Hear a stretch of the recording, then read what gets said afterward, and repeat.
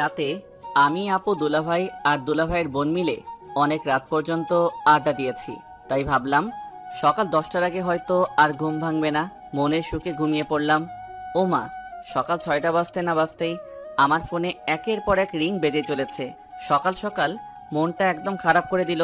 যাই হোক, নাম্বার না দেখেই ফোন রিসিভ করলাম। বাট আমি হ্যালো বলার আগেই ওপাশ বকাঝকা শুরু করে দিয়েছে। আমি বিছানায় থেকে হুড়মুড় করে উঠে বসলাম। কণ্ঠটা চেনা চেনা লাগলো, তাই ফোনের স্ক্রিনের দিকে তাকিয়ে দেখি কুত্তা নামে সেভ করা। তার মানে আমার বেস্ট ফ্রেন্ড জান্নাত ফোন দিয়েছে।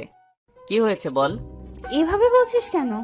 আমি তোর বাসার নিচে দাঁড়িয়ে আছি, তাড়াতাড়ি বের হ। পারবো না রে দোস্ত, আম্মু ডাকতেছে। বাসায় অনেক কাজ, বুঝতেই তো পারছিস। বাসায় মেহমান আসছে। তোর আম্মু তোকে ডাকতেছে? রে। আচ্ছা, তোর আম্মুর কি ডায়াবেটিক্স আছে? কেন? তোর আব্বুরও তো আছে, তাই না? কদিন পরে আমারও হবে।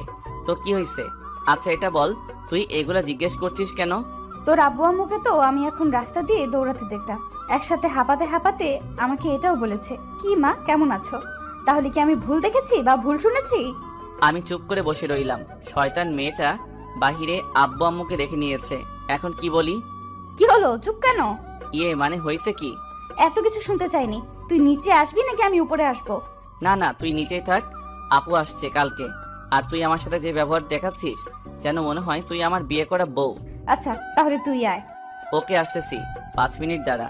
আমি 10 মিনিটে রেডি হয়ে আসছি। গুনে গুনে আধা ঘন্টা পর বের হয়েছি।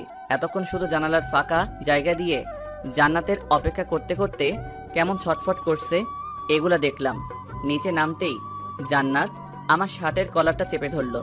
আজ কেমন যেন জান্নাতকে একটু বেশি সুন্দর লাগছিল। জান্নাত এমনিতে বেশ সুন্দরী মেয়ে, আর আজকে তো রাগে লাল হয়ে গেছে, তাই আরো সুন্দর লাগছিল। জান্নাত বলে উঠল, কুত্তা, আমাকে এতক্ষণ অপেক্ষা করালি কেন? আর বলিস না, বাসায় দুলাভাই আসছে, এটা নিশ্চয়ই জানিস। তো বের হতে যাব, এমন সময় দুলাভাই এসে হাজির। আমাকে বলে, হ্যাঁ কোথায় যাও এত সকালে? কি করতে চাও? নানা রকমের প্রশ্নের উত্তর দিয়ে আসতে লেট হয়ে গেছে। সরি। বুঝেছি। কি বুঝলি? এই যে এত মিথ্যা কথা তোর ঠোঁটের ডগায় থাকে। আচ্ছা চল, অনেক দেরি হয়ে যাচ্ছে। ওয়েট ওয়েট, এই বেচারাটাকে? ও বুঝেছি, আজকে আবার নতুন কারোর সাথে দেখা করতে যাচ্ছিস। বুঝে গেছিস তাহলে? বুঝবো না আবার, আটা ময়দা তো কম মাখিসনি। চুপ শয়তান, মূর্খামি করবি না। এগুলো হলো মেকআপ, কোনো আটা ময়দা না। জানি। আচ্ছা, এটা যেন তোর কত নাম্বার রিলেশন? 16 নাম্বার। আচ্ছা, এটা বল, 16 জনের মধ্যে তোর সব থেকে বেশি কতদিন রিলেশন ছিল? একদিন 3 ঘন্টা 45 সেকেন্ড।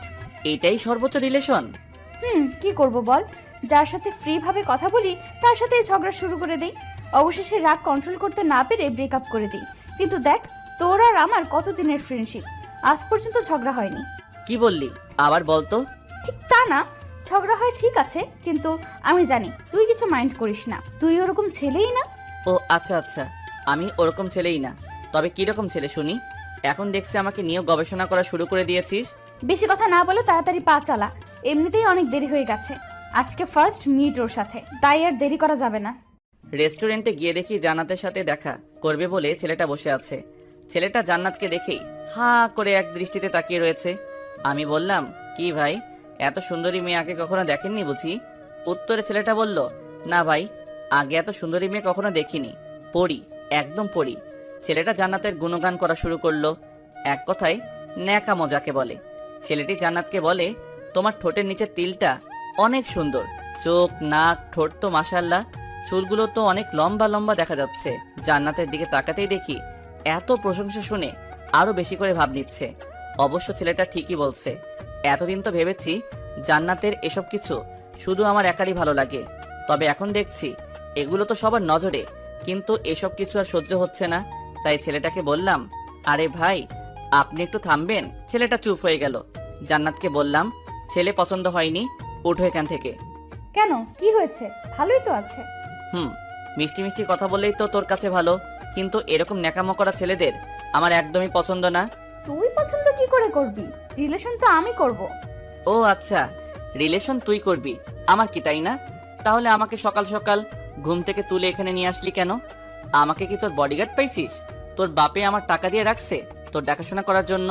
আরো অনেক কথা শুনিয়ে রেস্টুরেন্ট থেকে বেরিয়ে পড়লাম। বের হতেই দেখি পিছন পিছন জান্নাত ও চলে আসছে। আমি আবারও বলতে লাগলাম, কি আসতেছিস কেন, জানা পিরিত কর গিয়ে।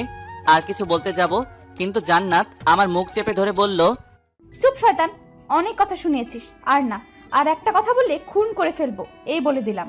হাত সরা আমার মুখ থেকে। এত পারফিউম কেউ দেয় নাকি, তাও আবার হাতে? বাপের টাকা বেশি হয়েছে, তাই নষ্ট করছি, তাতে তোর কি? আমি তো ফইননি, আমার বাপের টাকা নাই, তাই না? আচ্ছা এটা বল, আমি 16টা ছেলের সাথে দেখা করেছি, সেখান থেকে তুই কয়টার সাথে আমার ব্রেকআপ করাইছিস, আর আমি নিজে থেকে কয়টা ব্রেকআপ করেছি? 15 বার আমি ব্রেকআপ করিয়েছি। ফার্স্ট মিট এই, আর একবার আমি এসেছিলাম না, তাই সেদিন তো রিলেশন হয়েছিল, কিন্তু ঝগড়া করে পরদিনই তুই ব্রেকআপ করে দিয়েছিস। তাহলে বুঝ, আমার রিলেশন তুই ব্রেকআপ করিস। তারপরেও কি তোকে না নিয়ে কখনো কারোর সাথে দেখা করেছি? আজকে তো এমনি তোকে একটু রাগালাম। ও আচ্ছা হোসেন, আমার কপালে কি প্রেম নেই, নাকি প্রেমের কপালে আমি নেই, কোনটা? জানি না। ভালো ছেলে কোথায় পাবো যাকে তুই নিজে পছন্দ করে আমাকে দিবি? জানি না। আচ্ছা, তুই কিন্তু ততটাও খারাপ না, আর তোকে দেখে অনেক মেয়ে ক্রাশ খায়, অনেক আগে থেকে দেখে আসছি, ভাবিস না পাম দিচ্ছি। তো তাহলে তুই আমার হয়ে যা না প্লিজ। নাকের মধ্যে একটা ঘুষি মেরে চোখা নাক ভোতা করে দিব। তুই শুধু আমার খুব ভালো একটা ফ্রেন্ড, সো ভুলেও অন্য কিছু হওয়ার চিন্তাও করবি না, কারণ আমি তোকে ওসব নজরে কখনো দেখিনি। দূর, আমি তো মজা করছিলাম। কিন্তু জান্নাতের চোখে মুখে ফুটে উঠেছে ও আমাকে পছন্দ করে, বাট ফ্রেন্ডশিপ নষ্ট হওয়ার ভয়ে কিছু বলতে পারছে না। সেদিনের মতো বাসায় চলে আসলেও মনের মধ্যে এক রকমের খুঁতখুঁত সৃষ্টি হচ্ছে, কারণ জান্নাতের সাথে আমার অনেক দিনের ফ্রেন্ডশিপ, প্রায় 4 বছরের কাছাকাছি। তবে এত লম্বা সময়েও কখনো বুঝতে পারিনি জান্নাত আমাকে ভালোবাসে। ও এত রিলেশন করতে চায় কিসের জন্য, সেটা এখন বুঝতে পেরেছি। জান্নাত দেখতে চাই ও রিলেশন করলে আমি কোনো রিয়াক্ট করি কিনা। আমি সত্যিই খুব বোকা, এতদিন পর এত বড় সত্যিটা জানতে পেরেছি। এগুলো ভাবতে ভাবতে সিঁড়ি দিয়ে উপরে উঠছিলাম, এমন সময় দুলাভাইয়ের বোন আকির সাথে ধাক্কা লাগলো। আমি খুব ভালো করে বুঝেছি এটা হঠাৎ ধাক্কা না, আকি ইচ্ছে করে দিয়েছে। কি চোখে দেখেন না নাকি? সরি। সরি মানে? এভাবে হবে না, আপনি বলেন আমার ভুল হয়েছে, প্লিজ মাফ করে দেন। ওকে মাফ করে দিয়েছি, এবার যেতে দাও। উফ, আমি কিভাবে ক্ষমা চাইতে হয় সেটা বলছি। আমি আর কিছু না বলেই রুমে এসে দরজা লক করে দিলাম। কিছুক্ষণ পর সিগারেট খেতে ছাদে গেলাম, গিয়ে সিগারেট জ্বালিয়ে খেতে লাগলাম। এমন সময় ছাদে আকির উপস্থিতি টের পেলাম। পিছন ফিরে দেখে সত্যি আকি দাঁড়িয়ে আছে। আকি বলে উঠল, মা, আপনি সিগারেট খান? কেন চোখে দেখেন না, খাবেন নাকি? খাবো, কিন্তু কোথাও পাই না, তাই খেতেও পারি না। আজ যখন হাতের কাছে পাইছি তখন আর ছাড়ছি না। ওকে আসো, খেয়ে নাও। আকির হাতে সিগারেট ধরিয়ে দিলাম। আকির হাত রীতিমতো কাঁপতে শুরু করে দিয়েছে। আমি বললাম, হইছে হইছে, আর খেতে হবে না, বুঝে গেছি তুমি কত পারবে। এই বলে আকির হাত থেকে সিগারেটটা নিয়ে আমি খেতে লাগলাম, আর ওর দিকে তাকিয়ে হাসতে থাকলাম। রাগে আকির চোখ মুখ লাল হয়ে গেছে। হঠাৎ করে আমার হাত থেকে সিগারেট মুখে নিয়ে জোরে এক টান মারল আকি। এরপর কি আর বলবো, 80 বছরের বুড়ার মতো কাশতে শুরু করলো। কাশতে কাশতে শ্বাস নিতেও পারছে না। আমাকে বলে, আপনি এগুলো খান কেমন করে? শয়তান, আগুন দেখে ভয় পায়, আর আগুন মুখে নিয়েছো, তাহলে তো এরকম হবে, তাই না? কি, আমাকে শয়তান বললেন?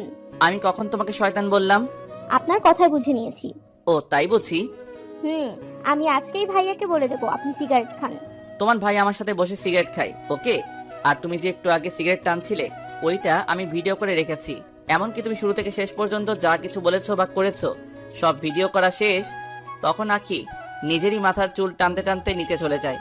আমি আবার মনের সুখে সিগারেট টানতে থাকলাম। এমন সময় কুত্তাটার ফোন, সরি জান্নাতের ফোন। 8-9 বার ফোন দেওয়ার পর রিসিভ করলাম। কি হয়েছে বল। এভাবে কথা বলছিস কেন? ওকে বাবা, সরি, এবার বলেন। ফোন ধরতে লেট করলে কেন? বাথরুমে ছিলাম তাই একটি অসাধারণ মিথ্যা কথা বললাম। ও, তোর বাসার ছাদেও বুঝি বাথরুম আছে? মনে তো হয়নি। তাহলে কি ছাদের এক কর্নারে বসে পড়েছিলি? আলতু ফালতু কথা রাখ। আমি বাসার ছাদে, এটা তোকে কে বলেছে? সেদিনের মতো আজকেও কি বাসার সামনে এসে হাজির হয়েছিস? আমার বইয়ে গেছে তোর বাসার সামনে গিয়ে তোকে চেক দিতে যাব। তোকে ফোনে না পেয়ে আন্টিকে ফোন করেছি। আন্টি বলল তুই নাকি ছাদে হাওয়া খাচ্ছিস। হাওয়াই তো খাচ্ছি, তবে কোন হাওয়া খাচ্ছি সেটা তো আর আম্মু জানে না। আচ্ছা তুই কি বলবি যেন? আচ্ছা হুসাইন, মেয়েরা কোন কালার শাড়ি পরলে তোর ভালো লাগে? অবশ্যই নীল। তবে তুই এগুলো শুনে কি করবি? কিছু না, তাহলে তোর নীল শাড়ি পছন্দ? খুব পছন্দ। আচ্ছা, আজকে বিকালবেলায় ফোন দিলে লেকের পাড়ে আসিস তো একটু। ফ্রি থাকলে আসবো। তোর আবার কি কাজ? আসতে বসতে আসবি, বেশি বকবক করবি না। ওকে। নিচে চলে আসলাম আমার রুমে। কেমন যেন রুমটা অগোছালো হয়ে আছে। অনেক দিন হলো রুমটা কেউ পরিষ্কার করেনি। আর আমি তাই আঁকিকে ডাক দিয়ে বললাম, আমি বাইরে যাচ্ছি, আমার রুমটা সুন্দর করে গুছিয়ে রেখো, আমি এসে দেখব। বাহ, আপনার সাহস আছে বলতে হবে। আমার রুম আম্মুকে দিয়ে গোছাই, আর আপনি আমাকে বলছেন। তাছাড়া আমি এ বাসার মেহমান, সো আমাকে এসব বলে লাভ নাই। আমি গেলাম। ও কাজ করবে না তাহলে? না, করব না তো। তো আমি সিগারেট খাওয়ার ভিডিওটা সবাইকে দেখিয়ে আসি। প্লিজ না, না এরকম করবেন না প্লিজ। ভাই আমাকে একদম মেরেই ফেলবে। তাহলে চুপচাপ আমি যে কাজগুলো দিয়েছি ওগুলো করতে থাকো। অসহায় অবুঝ একটা মেয়ে পেয়ে এরকম অত্যাচার। চুপ, তুমি অবুঝ। তাড়াতাড়ি কাজ শেষ করো, আমি একটু পরেই আসছি। আমি চলে যাচ্ছিলাম, এমন সময় আঁকে গুনগুন করে বলতে লাগলো, এই জন্যই ছেলেদের বিশ্বাস করতে নেই। আমি ওর কথায় কান না দিয়ে বাহিরে চলে আসলাম ফ্রেন্ডদের সাথে আড্ডা দিতে। তবে আমার সব ফ্রেন্ড কিছুদিন হলো সবাই খারাপ নেশায় আসক্ত হয়ে পড়ে গেছে। কেউ প্রেমে ব্যর্থ হয়ে, আবার কেউ কেউ শখের বশে খেতে গিয়ে নেশায় আসক্ত হয়ে গেছে। মানুষ মাত্রই অভ্যাসের দাস। আপনি কিছুদিন একটা কাজ করবেন, হোক সেটা ভালো কিংবা খারাপ, সেটার প্রতি আপনি একটু হলেও আসক্ত হয়ে পড়বেন। ফ্রেন্ডের সাথে আড্ডা দিচ্ছি, এমন সময় জান্নাতের ফোন রিসিভ করতেই জান্নাত বলল, কই রে তুই? এই তো বাহিরে ফ্রেন্ডের সাথে আড্ডা দিচ্ছি, তাড়াতাড়ি লেকের পাড়ে চলে আয়। আমি বাইক নিয়ে 5 মিনিটের মধ্যে লেকের পাড়ে পৌঁছে দেখতে পেলাম জান্নাত নীল শাড়ি পরে বসে আছে। জান্নাতকে দেখতে এতটা সুন্দর লাগছিল যে আমি বাইক সহ মাটিতে পড়ে গেলাম। এটা দেখে জান্নাত হাসতে শুরু করে দিল। ওর হাসি দেখে আমার চোখ কপালে উঠে গেল। মানুষ এতটা সুন্দর করে হাসতে পারে জানা ছিল না। আমি বাইকটা তুলে হাত পা থেকে ধুলাবালি সরিয়ে জান্নাতের কাছে যেতে লাগলাম। যত কাছে যাচ্ছি ততই যেন বুকের ভিতর ঝড় উঠে যাচ্ছে। জান্নাতের পাশে বসে কোনো কথা না বলে এক দৃষ্টিতে জান্নাতকে মন ভরে দেখছি। কি হলো, এভাবে কি দেখছিস? তোকে দেখছি। ঠিক তখনই হালকা হিমেল হাওয়া বাতাসে জান্নাতের চুলগুলো আমার মুখের উপর আছড়ে পড়ল। জান্নাতের চুলের মাতাল করা সুঘ্রাণ আমাকে এক প্রকার পাগল করে দিচ্ছিল। আমি জান্নাতকে বললাম, আমি যদি এখন জ্ঞান হারিয়ে ফেলি তাহলে আমাকে একটু কষ্ট করে বাসায় দিয়ে আসিস তো। অবশ্যই। আর তুই আমার দিকে এভাবে ড্যাব ড্যাব করে তাকাবি না, আমার লজ্জা লাগে। এই বলে জান্নাত ওর হাত দিয়ে আমার চোখ দুটো ঢেকে দিল। কিছুক্ষণ এইভাবে জান্নাতের পাশে চুপচাপ বসে থাকার পর জান্নাত বলে উঠল, কুত্তা, তোর কি আজকের দিনের কথা একটুও মনে নেই? আজকে কি যেন? আজকের এই দিনে তোর সাথে আমার পরিচয় হয়েছিল। গত 4 বছর আগে তোর ওয়ালেট হারিয়ে গিয়েছিল, আমি তোর ওয়ালেট খুঁজে দিয়েছিলাম। সেদিন থেকেই আমাদের এতদিনের ফ্রেন্ডশিপ। তোর কি এগুলো কিছুই মনে নেই? আমি মাথা চুলকাতে চুলকাতে বললাম, হ্যাঁ আছে তো। বাল আছে। পচা কথা বলবি না। আচ্ছা, এখন আমার যেতে হবে, আমি আজ উঠি। এত সহজে তো ছাড়ছি না। আজকে আমাদের ফ্রেন্ডশিপের 4 বছর পূর্ণ হলো, এই জন্য তোকে আজ রেস্টুরেন্ট নিয়ে খাওয়াবো। যত পারিস পুরোটাই আমার ট্রিট। তাই? তাই। এবার চল তো। না রে, আমার আজ সময় নেই। তোকে একটা চিরকুট দেবো, এটা বাসায় গিয়ে খুলবি। আমি চিরকুট নিয়ে পকেটে যত্ন সহকারে রেখে দিয়ে বললাম, এবার চল। জান্নাত তখন আমার হাতে একটা ঘড়ি পরিয়ে দিচ্ছে আর বলছে, ঘড়িটা আমি অনেক পছন্দ করে কিনেছি। ভেবেছি ঘড়িটা এমন একজনকে দিব যাকে আমি কখনো ভুলতে চাই না। তাকে ঘড়িটা দিলে সেও একটু হলেও আমার কথা মনে রাখবে। আমি চুপচাপ জান্নাতের দিকে তাকিয়ে তাকিয়ে দেখছি কি সুন্দর ঠোঁট নাড়িয়া কথা বলে। আমি বললাম, তোর জন্য তো কিছু আনতে পারিনি। তুই যে এখানে এসেছিস সেটাই অনেক। তাই? আচ্ছা প্লিজ রেস্টুরেন্টে চল না। আমার বাসায় যেতে হবে, আমি গেলাম। এই বলে জান্নাত উঠে চলে যেতে লাগলো। আমি সেখানে মন খারাপ করে চুপচাপ বসে রইলাম। কিছুক্ষণ পর আমার কাঁধে কে যেন হাত রেখেছে। অনুভব করলাম, পিছন ফিরে দেখি জান্নাত। আমি বললাম, তুই তুই এখানে কি করিস? তোর তো বাসায় থাকার কথা। বাবা, এত রাগ? এতটাই রাগ, বাট আফসোস এই রাগ ভাঙানোর মানুষটা পেলাম না। কেন, আমি আছি কি করতে? আমার রাগ ওঠার কারণটাই তো তুই। ও আচ্ছা, আগে জানতাম না, এখন বুঝিয়ে দিলি। ওকে, আমি সত্যি সত্যি চলে যাচ্ছি। জান্নাত আবারও চলে যাচ্ছিল। আমি জান্নাতের হাত ধরে হ্যাচকা টান দিয়ে আমার পাশে বসিয়ে জান্নাতের গালে ঠাস ঠাস করে 2টা থাপ্পড় দিলাম। তুই আমাকে মারলি কেন? আমি জান্নাতের প্রশ্নের উত্তর না দিয়ে চুপচাপ সেখান থেকে বাইক নিয়ে চলে যাচ্ছিলাম। এমন সময় জান্নাত বাইকের পিছনে উঠে বসলো আর বলল, খুব ক্ষুধা লেগেছে, রেস্টুরেন্টে নিয়ে চল, খাবো। আমি মুচকি হেসে বললাম, গুড গার্ল। তুই আর কথা বলবি না, তুই আজকে আমাকে মারছিস, তো চুপচাপ গাড়ি চালা। আচ্ছা সরি। সরি মানে কি? হ্যাঁ, এই বলে আমার পিঠে ইচ্ছে মতো কিল ঘুষি মারতে লাগলো। তবে একটু ব্যথা লাগেনি, কারণ নরম হাতের ঘুষিগুলোও নরমই লাগছে। জান্নাতকে নিয়ে রেস্টুরেন্টে গেলাম। জান্নাত রেস্টুরেন্টে গিয়েই একের পর এক অর্ডার করতে থাকে। এরপর আস্তে আস্তে খাওয়া শুরু করলো। আমি এখনো খাওয়াই শুরু করিনি, এর মধ্যে ওর অর্ধেক খাওয়া শেষ। আমাকে বলে কিনা আমি নাকি আস্তে আস্তে খাচ্ছি। কিছুক্ষণ পর আমার অনেক দিনের পুরনো এক ফ্রেন্ড ওর বউকে নিয়ে রেস্টুরেন্টে প্রবেশ করলো। এখন ওরা দেশের বাইরে থাকে, কবে আসছে জানি না। তবে আমাকে দেখেই আমার দিকে ছুটে আসলো আর বলল, কিরে কেমন আছিস? ও, আমার কথা মনে আছে তাহলে? কাজের অনেক চাপ, তাই তেমন একটা খোঁজ খবর নিতে পারি না। ভালো। আচ্ছা দোস্ত, ভাবি কিন্তু অনেক কিউট। ভাবি মানে? জান্নাতকে চোখ দিয়ে দেখিয়ে দিল। তখন জান্নাত লজ্জায় মাথা নিচু করে ফেললো।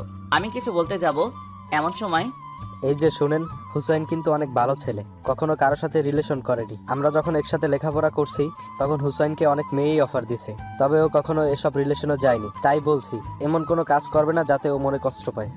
জান্নাতকে উদ্দেশ্য করে বলল। জান্নাত মাথা নেড়ে হ্যাঁ বলল। আমি তো পুরো অবাক হয়ে গেলাম। আমার ফ্রেন্ডের সামনে এমন ভাবে নিচ্ছে যেন সত্যি সত্যি ও আমার বিয়ে করা বউ। ফ্রেন্ড বলল, আচ্ছা থাক, পরে দেখা যাবে, আজ একটু কাজে আসছি এখানে। আর জান্নাত আপনাকে নীল শাড়িতে অনেক সুন্দর দেখাচ্ছে। জান্নাত ধন্যবাদ বলল। আমি ফ্রেন্ডকে বললাম, হয়েছে হয়েছে, আর চোখ লাগাতে হবে না। তখন ফ্রেন্ড ওর বউকে নিয়ে হাসতে হাসতে চলে গেল। আমি জান্নাতকে বললাম, এটা কি হলো? তুই ওকে বললি না কেন? তুই আমার বেস্ট ফ্রেন্ড। বারে, আমি বলতে যাব কেন? আমার তো শুনতেই ভালো লাগছিল। তার মানে তোর আমার বউ হওয়ার ইচ্ছে আছে? খুব ইচ্ছে। কি বললি আবার বল। তোর বউ হওয়ার ইচ্ছে আছে বললাম, তাই আর কি। কি করবি? মারবি? ওকে মার। আর আমি যে তোকে চিরকুট দিয়েছি ওটা পড়লেই বুঝতে পারবি। ভালো, তুই খুব সুন্দর করে ফান করতে পারিস। তোর এগুলো ফান মনে হচ্ছে? তাছাড়া কি। তখন জান্নাত আমাকে চমকে দিয়ে রেস্টুরেন্টের ভিতরেই চিৎকার চেঁচামেচি করে আমাকে বকাঝকা করতে শুরু করে দিল। এমনকি টেবিলে থাকা প্লেট গ্লাসগুলোও দেয়ালে ছুঁড়ে ছুঁড়ে ভাঙতে শুরু করে দিল। অবস্থা খারাপ বুঝে জান্নাতকে কোনোভাবে রেস্টুরেন্ট থেকে বের করে রেস্টুরেন্টের মালিককে জিনিসপত্র নষ্ট করায় জরিমানা আমাকেই দিতে হয়েছে। এরপর জান্নাতকে বাসায় নামিয়ে দিয়ে আসলাম। রাস্তায়ও কোনো কথা বলেনি, আমিও কথা বলার আগ্রহ দেখাইনি। জান্নাতকে নামিয়ে দিয়ে বাইক নিয়ে বাসায় ফিরছি। আমাদের বাসার সামনে রাস্তার মোড়ে দুইটা ছেলে একটা মেয়েকে নানা রকম ভাবে ইপটিজিং করছে। দূর থেকে ভালোভাবে বুঝতে পারছি না মেয়েটাকে, তাই বাইক নিয়ে কাছে দেখেই যা দেখলাম তাতে আমার মনে হচ্ছিল রাগে হয়তো এখন আমার মাথা ফেটে রক্ত বের হবে। দেখলাম দুইটা ছেলে আমার বাসার মেহমান আখিকে ইপটিজিং করছে। আখির গলার ওড়না ওই দুই ছেলের হাতে। দুই ছেলে আখিকে দেখছে আর জিব্বা নাড়িয়ে তাদের ঠোঁট ভেজাচ্ছে। ওদের চোখে মুখে শয়তানের চাপ ভেসে উঠেছে। আমার এতটাই রাগ উঠেছিল যে প্রথমে বাইক থেকে আগে হকি স্টিকটা বের করলাম। বাইক থেকে হকি স্টিকটা বের করে ওই দুই ছেলেকে ইচ্ছে মতো মারতে লাগলাম। হঠাৎ দেখি আশেপাশে অনেক লোকের ভিড় জমে গেছে। রাস্তার মাঝে ওদের রক্তের বন্যা বয়ে যাচ্ছে। প্রায় আধমরা করে ফেলেছি। সেদিন আর কিছু করলাম না, আখিকে নিয়ে বাসায় আসলাম। বাসার সামনে এসে বাইক থেকে নেমে দেখি আখির চোখে পানি। আমি এটা আগে খেয়াল করিনি। তখন আমি নিজ হাতে আখির চোখের পানি মুছে দিয়ে বললাম, ধুর পাগলি, এই সামান্য বিষয় নিয়ে কেউ বাচ্চাদের মতো কান্না করে নাকি? এই কথা বলার সাথে সাথে আবারও কান্না জুড়ে দিল। এখন আমরা বাসার সামনে, তুমি যে এত কান্না করছো কেউ দেখলে বলবে আমি তোমাকে মেরেছি। প্লিজ কান্নাটা থামাও, কিছুই তো হয়নি, আমি তো আছি, তাই না? চোখের পানি মুছে ফেলো। আপনি মুছে দেন। কি আর করার, আমি সবকিছু ঠিকঠাক করে আখিকে নিয়ে বাসায় ঢুকলাম। বাসায় ঢুকতেই আপুর সাথে দেখা। কই গিয়েছিলি হুইসাই? এই তো একটু বাহিরেই।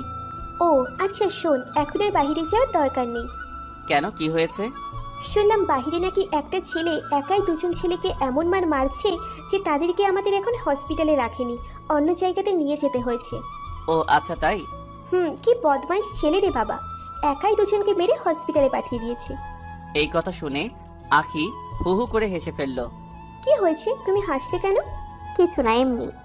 আপু, আর আমার তো রক্ত দেখলেই ভয় লাগে। কি, তোর রক্ত দেখলে ভয় লাগে? খুব ভয় করে। শয়তান, তুই তো প্রাইমারি স্কুলে পড়াকালীন অনেকেরই নাক ফাটিয়েছিস, আর বড় হয়ে কি কি করেছিস সেগুলো আর বললাম না। আখি আছে এখানে তাই। ভালো। আর তোমার কাছে এগুলো কে শুনতে চেয়েছে? এই বলে আমি রুমে চলে আসলাম। তবে আজ আমার রুম আমার নিজের কাছে অচেনা অচেনা লাগতেছে, কারণ আখিকে রুম গোছাতে বলেছিলাম। জানি গোছাবে, কিন্তু এত সুন্দর করে গোছাবে কে জানে। এত সুন্দর রুম দেখে বিছানায় ধপাস করে শুয়ে পড়লাম। ক্লান্ত থাকার কারণে বিছানাতে শুতেই ঘুমিয়ে পড়লাম। সন্ধ্যার আগ মুহূর্তে সূর্য যখন লাল রং আকার ধারণ করে তখন আমার ছাদে গিয়ে সিগারেট খেতে খুব ভালো লাগে। ও আর হ্যাঁ, আরেক সময় আছে যে সময়টা আমি ছাদে বসে বসে পার করে দেই অনেকটা সময়, সেটা হলো পূর্ণিমার রাতে চাঁদের সৌন্দর্য দেখতে দেখতে সিগারেট খেয়ে পার করে দেই অনেকটা সময়। প্রতিদিনের মতো আজ সন্ধ্যায় ছাদে যাব, তবে ঘুম থেকে উঠে সিগারেটের প্যাকেটটা খুঁজে পাচ্ছি না। রুম গুছিয়ে আঁকি সিগারেটগুলো কই যে রাখছে কে জানে। আমার অনেক রাগ আর অনেক সাহসী মানসিকতাও আছে, তবে আমার কোনো জিনিস কেউ না বলে নিলে সেটা আর ফেরত আনতে না পারলে বা কোনো জিনিস অনেক খোঁজাখুঁজি করার পরও যদি না পাই তাহলে রাগে এক প্রকার কান্না করে দেই। তো অনেক খোঁজাখুঁজির পর আমার বিছানার পাশের টেবিলে কেমন যেন অনেকগুলো জিনিস একসাথে প্যাক করে রাখা। প্যাকিংটা খুলতেই আমার 5 মিনিট লাগছে। ওইটার ভিতরে দেখতে পেলাম সিগারেট রাখা। উফ, তখন আমার মনে আনন্দের অনুভূতি সৃষ্টি হলো। আমি দ্রুত গতিতে সিগারেট খুঁজতে লাগলাম, তবে 7-8টা প্যাক ছিল, কোনোটাতেও একটা সিগারেটও পেলাম না। সব খালি করে রেখে দিয়েছে বদমাইশটা। প্যাকটার কাছে একটা চিরকুট পেলাম যেটাতে লেখা, সিগারেট এমন এক জিনিস যার গায়ে তার বদনাম লেখা থাকে, তাই এগুলো খাওয়া ছেড়ে দিন। জানি এত সহজে ছাড়বেন না, তাই সিগারেটগুলো ফেলে দিয়ে খালি প্যাক রেখে দিয়েছি। উফ, এখন কেমনটা লাগে আকিকে পরে দেখে নিব। বিছানার নিচে আলাদাভাবে সিগারেট থাকে, সেখান থেকে সিগারেটটা নিয়ে ছাদে চলে আসলাম। ছাদে গিয়ে সিগারেট খেতে খেতে ভাবলাম অনেকক্ষণ তো হয়ে গেল, এখনো পর্যন্ত জান্নাতের ফোন আসেনি, কি হয়েছে? তাই আমি নিজেই জান্নাতকে ফোন দিলাম। ফোন দিতেই রিসিভ করে ওপাশ থেকে মহিলা কণ্ঠে কেউ একজন বলে উঠল, কাকে চায়? আমি বুঝে ফেললাম এটা জান্নাতের আম্মু, মানে আন্টি ফোন রিসিভ করেছে। তবে জান্নাতের ফোন তো আন্টির কাছে থাকার কথা না। যাই হোক, আন্টিকে বললাম, আমি হুসাইন, জান্নাত কোথায়? ও বাবা, তুমি? হুম। জান্নাত কোথা থেকে যেন এসে রাগের মাথায় আমার ঘুমের ওষুধ খেয়ে ঘুমিয়ে পড়েছে। এখন পর্যন্ত ওঠার নামই নেই। মানে কি, ও এসব খেয়েছে কেন? সেটা জানার জন্যই তো তোমাকে ফোন দেবো ভেবেছি, তবে জান্নাতের ফোনের কিছু বুঝি না, তাই অনেক চেষ্টা করার পরও ফোন দিতে পারছি না। এরপর তুমিই ফোন দিলে। ও আচ্ছা, জান্নাতের এখন কি অবস্থা? আমি কি আসবো? না থাক, দুটো ঘুমের ওষুধ খেয়েছে, সমস্যা নেই, একটু পরেই ঘুম ভেঙে যাবে, তুমি চিন্তা করো না। আচ্ছা আন্টি, ওর ঘুমটা ভাঙলে আমাকে ফোন দিতে বলবেন। ওকে। ফোন রেখে ভাবতে লাগলাম জান্নাত হয়তো আমাকে অনেকদিন থেকেই ভালোবাসে, তবে কখনো বলেনি, তাই আমি আমাদের ফ্রেন্ডশিপ শেষ করে দেব, মানে জান্নাতের সাথে রিলেশনে যাব। সিগারেট শেষ করে নিচে চলে আসলাম। রাতে খাবার খেয়ে বিছানায় শুয়ে শুয়ে ফেসবুক চালাচ্ছি, এমন সময় আমার দরজায় কে যেন নক করলো। আমি বললাম দরজা খোলা আছে, ভিতরে আসতে পারেন। দরজা খুলে আকি রুমে প্রবেশ করলো। আকির হাত দুটো পিছনে আমার সামনে এসে বলল, আজ আপনাকে কিছু কথা বলবো, আপনার কি শোনার মতো টাইম হবে? হুম, অবশ্যই, আপনি বলেন। আপনাকে আমার প্রথম দেখাতেই ভালো লেগে গিয়েছিল, এরপর ধীরে ধীরে আপনার প্রেমে পড়ে গিয়েছি। এখন সব সময় আপনার কথাই ভাবে। সত্যি বলতে আপনাকে আমি প্রচুর ভালোবেসে ফেলেছি। দেখো আখি, এটা কখনোই সম্ভব না। এত কিছু জানি না, আপনাকে ভালোবাসি এটাই জানি। এই বলে হাত বাড়িয়ে ফুল দিল। আমি ফুলটা নিয়েছি, কারণ হলো ফুল তো কোনো দোষ করেনি। আকি হাসতে হাসতে আমার রুম থেকে চলে গেল। ঠিক তখন মনে পড়লো জান্নাত আমাকে একটা চিরকুট দিয়েছিল, ওইটা প্যান্টের পকেটে রেখেছি। পকেট থেকে চিরকুটটা বের করে পড়তে শুরু করলাম। চিরকুটটা ছিল এমন, দেখ হুসাইন, আমি তোকে অনেক দিন থেকেই ভালোবাসি, যদিও তোর কাছে এটা শুধুমাত্র ফ্রেন্ডশিপ, তবে আমার কাছে না, কারণ আমি তোকে ভালোবাসি, আর ভালোবাসি বলেই তোকে দেখিয়ে রিলেশন করতে চেয়েছি, যাতে তুই আমার প্রতি একটু সিরিয়াস হবি এটা ভেবে। তোকে ভালোবাসি এটা অনেক দিন থেকেই বুকের মধ্যে চেপে রেখেছি, তবে আর পারছি না। বিশ্বাস কর, তোকে 1 মিনিটের জন্য আমার ভাবনা থেকে সরাতে পারি না। খুব ভালোবাসি রে তোকে, আর তোকে না পেলে আমি কি করব নিজেও জানি না। আরো অনেক কিছু লেখা ছিল। এখন আমি তো পড়ে গেলাম বিপদে। 2 নৌকার 1 মাঝি কখনো হয় না, হতো যদি আমি প্লে বয় হতাম, বাট আমি অমন না, কি করব কিছু বুঝতে পারছি না, মাথায় কাজ করছে না। অনেকটা সময় চলে গেল, এখনো পর্যন্ত জান্নাতের কোনো ফোন পেলাম না। এখন রাত 4টা বাজে, আর ভালো লাগছে না, তাই বাইক নিয়ে বেরিয়ে পড়লাম জান্নাতের বাসার উদ্দেশ্যে। 10 মিনিটে পৌঁছেও গেলাম। জান্নাতের বাসার সামনে দাঁড়িয়ে জান্নাতকে ফোন করতে থাকলাম। 10-12 বার ফোন দেওয়ার পর জান্নাত ফোনটা রিসিভ করলো। হ্যালো। কি হয়েছে বলেন? আমার কিছু হয়নি, কিন্তু তোর কি হয়েছে? তুই নাকি ঘুমের ওষুধ খাইছিস। তো আপনি কি? আমার কি মানে? আর তুই আমাকে আপনি করে বলছিস কেন? তাহলে কি বলবো? আচ্ছা দেখেন, আমার আপনার সাথে কথা বলতে ভালো লাগছে না, সো বাই। ভালোভাবে কথা বলছি, ভালো লাগে না, নিচে নাম, কথা আছে। পারবো না। এই বলে ফোনটা রেখে দিল। হঠাৎ জান্নাতের এতটা চেঞ্জ আমার কেমন যেন সহ্য হচ্ছিল না। তাই ওদের বাসার ভিতরে গেলাম। দরজা নক করতেই আন্টি দরজা খুলে দিল। বাবা, তুমি আসো, ভিতরে আসো। আমি ভিতরে প্রবেশ করলাম। আচ্ছা হুসাইন, জান্নাত কাউকে কি ভালোবাসে বা প্রেমে ব্যর্থ হয়েছে? তুমি তো ওর বিষয়ে সব জানো। আরে না, তেমন কিছু না। জানোই তো, মেয়েটা আমার অনেক জেদি। ওর বাবা তো ব্যবসার কাজে বাইরে গিয়েছে, তাই জান্নাতকে নিয়ে আমার অনেক চিন্তা হয়। কখন যে কি করে বসে পাগলি মেয়েটা। আপনি চিন্তা করেন না, আমি আছি তো। হুম। জান্নাত কোথায়? ও তো উপরে, ওর রুমে। আমি উপরে গিয়ে জান্নাতের দরজাতে নক করলাম, বাট কোনো সারা শব্দ পেলাম না। আমার ডাকাডাকিতে আন্টিও নিচ থেকে চলে এলো। আন্টিও অনেক ডাকাডাকি করলো, কিন্তু কোনো কাজ হলো না। জান্নাত কিছুতেই দরজা খুলছে না। রাগ থাকা ভালো, কিন্তু এতটা রাগ মোটেও ভালো না। আমি সেখান থেকে মন খারাপ করে বাসায় চলে আসলাম। বাসায় এসে নিজেকে পাগল পাগল লাগতেছিল। আমি এজন্য আমার লাইফে কারোর সাথে রিলেশন করিনি, কারণ আমি জানি রিলেশনের সুখের চেয়ে দুঃখের পরিমাণটাই বেশি হয়। কেউ যদি জাস্ট একবার মন থেকে 3-4 বছর রিলেশন করে, সেই প্রেমে ব্যর্থ হয়, তাহলে তারা জীবনটা নষ্ট করতে 1 মিনিটও ভাববে না। ছোটবেলা থেকে যে ভয়টা পেয়ে এসেছি, আজ সেটাই হলো আমার সাথে। কারণ আমি জান্নাতকে ভালোবেসে ফেলেছি। কোন এক কবির কথা, একটা ছেলে মেয়ে কখনো ভালো বন্ধু হতে পারে না, কোনো না কোনো সময় প্রেমে পড়বেই। আমি জানি না কথাটা কতটুকু সত্যি, কিন্তু আমি জান্নাতকে অসম্ভব ভালোবেসে ফেলেছি, এইটুকু বলতে পারি। রাত প্রায় 10টা বাজলো বলে আমার মনটা ভীষণ খারাপ। তাই এক হাতে গিটার, অন্য হাতে সিগারেটের প্যাক নিয়ে ছাদে চলে আসলাম। আমি গিটারিস্ট, গিটার বাজাতে ভালোবাসি। প্রায় সময় ফেসবুক লাইভে আসি, কারণ আমার গিটার বাজানো অনেকেরই পছন্দ। এই গিটার বাজিয়ে ফেসবুকে কত মেয়ের প্রপোজ পেয়েছি, হিসাব নেই। কিন্তু সত্যি বলতে ভালোবাসায় বিশ্বাস না করা আমি আজ কারো ভালোবাসার অভাবে ভুগছি। যাই হোক, আজকের লাইভে গেলাম না। আমাদের ছাদ থেকে চাঁদটা খুব সুন্দর দেখা যায়, তাই গিটার বাজিয়ে সিগারেট খাচ্ছি। এমন সময় ছাদে আঁখি আসলো, তখন মাথাটা পুরো গরম হয়ে গেল। এমনিতে মনটা ভালো না, এখন এসে ন্যাকামো করবে, বলবে সিগারেট খেও না, এই কইরো না, ওই কইরো না, বিরক্তিকর। মেহমান বলে কিছু বলতেও পারি, দাঁত কামড়ে রাগটা আটকে রাখি। আঁকি এসে ঠিক আমার সামনে বসলো, চাঁদটা ঢেকে দিয়ে আমি বললাম, সামনে থেকে সরে বসো, চাঁদ দেখতে দাও। চাঁদ দেখতে হবে না, এখন থেকে আমিই তোমার চাঁদ। এই কথাটা শোনা মাত্রই আমি চেয়ার থেকে পড়ে গেলাম। তখন আঁকি আবারও বলল, আমি থাকতে তোমার কোনো চিন্তা নেই, তুমি একবার পড়ো, 1000 বার পড়ো, আমি তোমাকে তুলে নেব। এখন আপনারাই বলেন, এরকম ন্যাকামো কি সহ্য করা যায়? এমনিতেই অনেক ডিপ্রেশনের মাঝে আছি।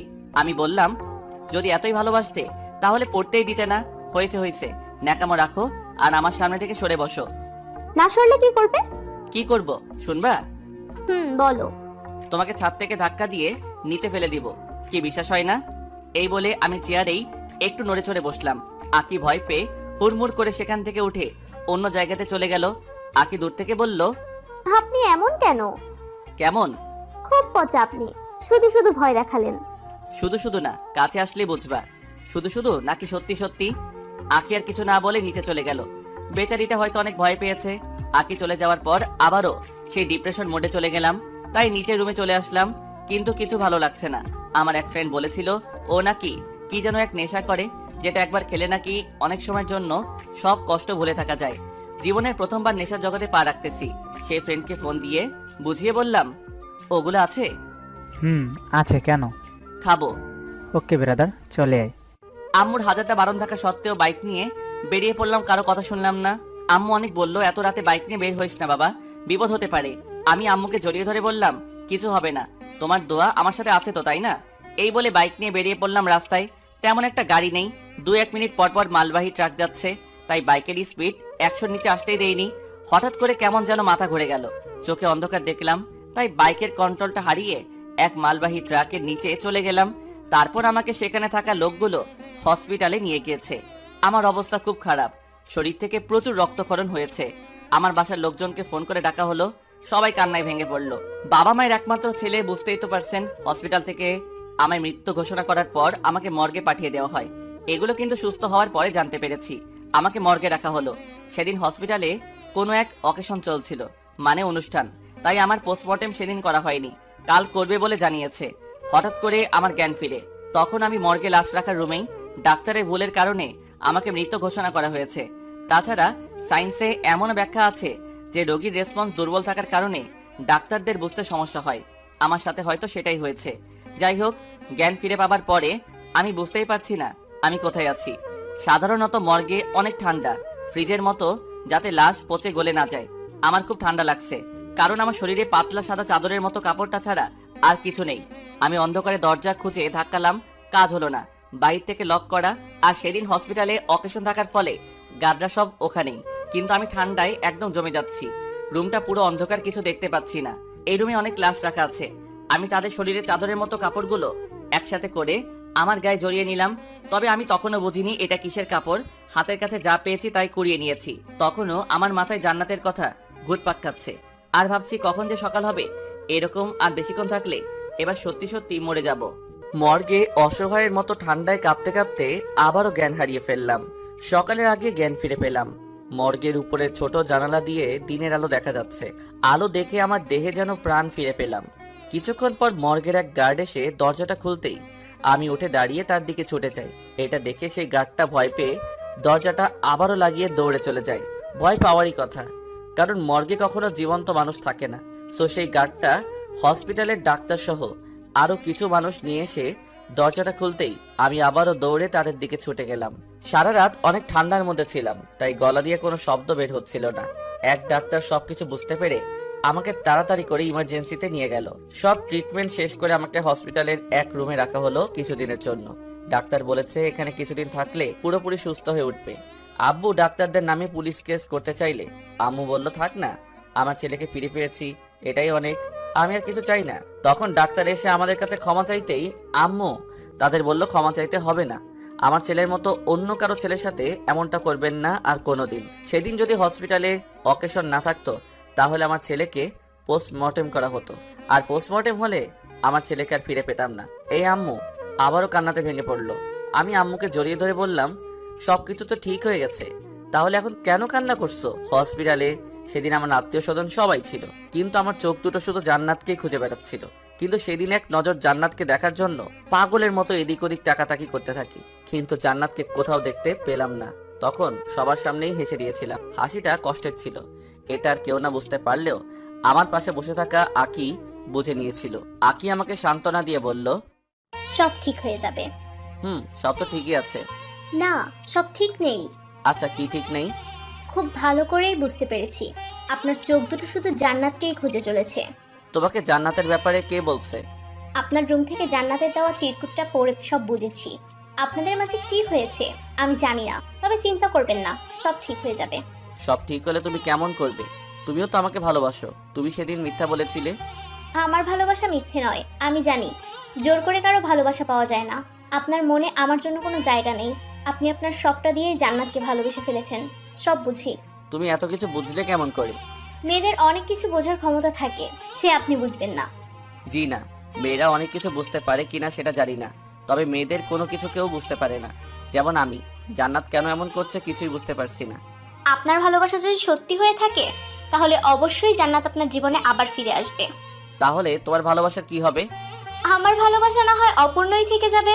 সব ভালোবাসার যে পূর্ণতা পেতে হবে এমন তো কোনো কথা নেই। ভালোবাসার মানুষকে সারা জীবনের জন্য পেতে হলে অনেক বড় কপাল লাগে, আর সেটা তো আমার নেই। এইটুকু বলে আখি চোখের পানি লুকিয়ে মুচকি হেসে রুমের বাইরে চলে গেল। আখি বাইরে চলে গেলে আম্মু ভিতরে এসে বলল, বাবা কিছু লাগবে? কি লাগবে বাবা? একটু বাইরে যেতে চাই। কেন, কি লাগবে বল আমাকে, আমি এনে দিচ্ছি। সিগারেট লাগবে, এনে দিতে পারবে? আম্মু জানেই আমি অনেক আগে থেকে সিগারেট খাই, শুধু গল্পে, বাস্তবে সিগারেটের ধোয়া পর্যন্ত সহ্য করতে পারি না। আম্মু কিছুক্ষণ চুপ থেকে বলল, তোর এই অবস্থায় কিভাবে সিগারেট দিই তোকে? প্লিজ মা, আর পারতেছি না, একটা খেলে কিছু হবে না। আচ্ছা দেখছি কি করা যায়। এই বলে আম্মু চলে গেল। কিছুক্ষণ পর আকিকে দিয়ে একটা প্যাকের ভিতরে একটা সিগারেট আর একটা মেস পাঠিয়ে দিয়েছে। এসব দেখে আকি বলে উঠল, আপনার তুলনা হয় না।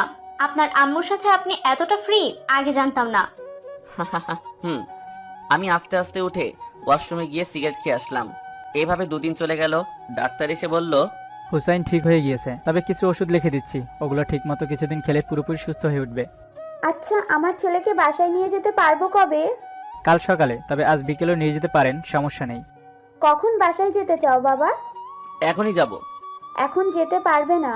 আচ্ছা, তাহলে আমরা বিকালের দিকে বাসায় যাব। আমি মাথা নেড়ে হ্যাঁ বললাম। বিকেলের দিকে আমাকে বাসায় নিয়ে আসা হলো। সন্ধ্যার দিকে জান্নাতের কথা খুব মনে পড়ছিল। শরীরটাও তেমনভাবে ঠিক হয়নি। আমি সকল রাগ অভিমান ভুলে পায়ে হেঁটেই জান্নাতের বাসার উদ্দেশ্যে বেরিয়ে পড়লাম। জান্নাতের বাসার সামনে যেতেই দেখতে পেলাম জান্নাতের রুমের লাইটটা অফ। কিন্তু এখন জান্নাতের রুমের লাইট অফ থাকার কথা না। আমি দরজাতে নক করার সাথে সাথে আন্টি দরজা খুলে দিল। তুমি অসুস্থ তো এত কষ্ট করে এখানে আসার কি দরকার ছিল? হসপিটালে আমাকে সবাই দেখতে এসেছিল, আপনিও ছিলেন, কিন্তু জান্নাত আসেনি কেন? ওর কি কোনো সমস্যা হয়েছে? আন্টির মুখের দিকে তাকিয়ে লক্ষ্য করলাম আন্টি কোনো কিছু আমার কাছ থেকে লুকাচ্ছে। না বাবা, তেমন কিছু না। আন্টি আমাকে নিয়ে জান্নাতের রুমে গেল। আন্টি লাইটটা অন করতেই দেখতে পেলাম জান্নাত ঘুমাচ্ছে। তবে এটা সেই আগের জান্নাত না, অনেক শুকিয়ে গিয়েছে, চোখের নিচে কালো কালো ছাপ পড়ে গিয়েছে। আমি জান্নাতের পাশে বসে জান্নাতের মাথায় হাত রাখতেই ওর ঘুমটা ভেঙে গেল। জান্নাত বিছানায় উঠে বসে আমাকে বলল, কেমন আছিস? ভালো। তবে তোর এই অবস্থা কেন? এমনি কিছু না, বাদ দে। আচ্ছা, তোকে একটা কথা বলার ছিল। বল। 2 দিন পর আমার বিয়ে, সো আমার বিয়েতে তোকে কিন্তু আসতেই হবে। আমার মাথায় যেন আকাশ ভেঙে পড়লো। ডাক্তার বলেছিল আমি যেন কোনো কিছুর চাপ না নেই। আমি নিজেকে সামনে নিয়ে বললাম, এটা কবে ঠিক হলো? কিছুই তো জানলাম না। আমাকে না জানিয়ে বিয়ে ঠিক করে ফেলেছিস। আজ আমি না আসলে হয়তো আমাকে ছাড়াই বিয়েটা করে ফেলতি। আব্বুর ফ্রেন্ডের ছেলের সাথে হুট করেই আমার বিয়ে ঠিক করে ফেলেছে, আমি বুঝতেও পারিনি। ও আচ্ছা, সমস্যা নেই। ওকে, আমি অবশ্যই তোর বিয়েতে আসব। আর কিছু বলতে পারলাম না। কখন যে আমার চোখের কোণে পানি জমে গিয়েছে বুঝতেই পারিনি।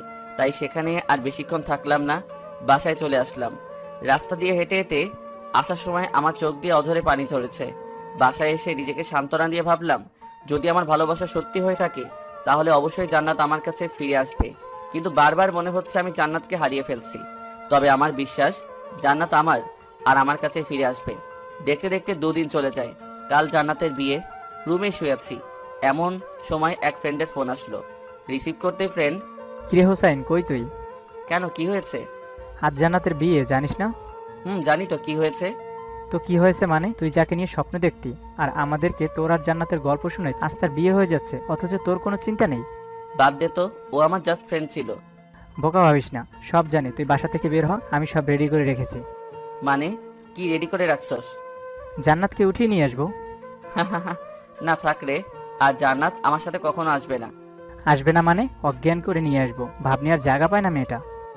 আচ্ছা বাদ দে তো এসব, এখন রাখছি। এই বলে আমি ফোনটা রেখে দিলাম।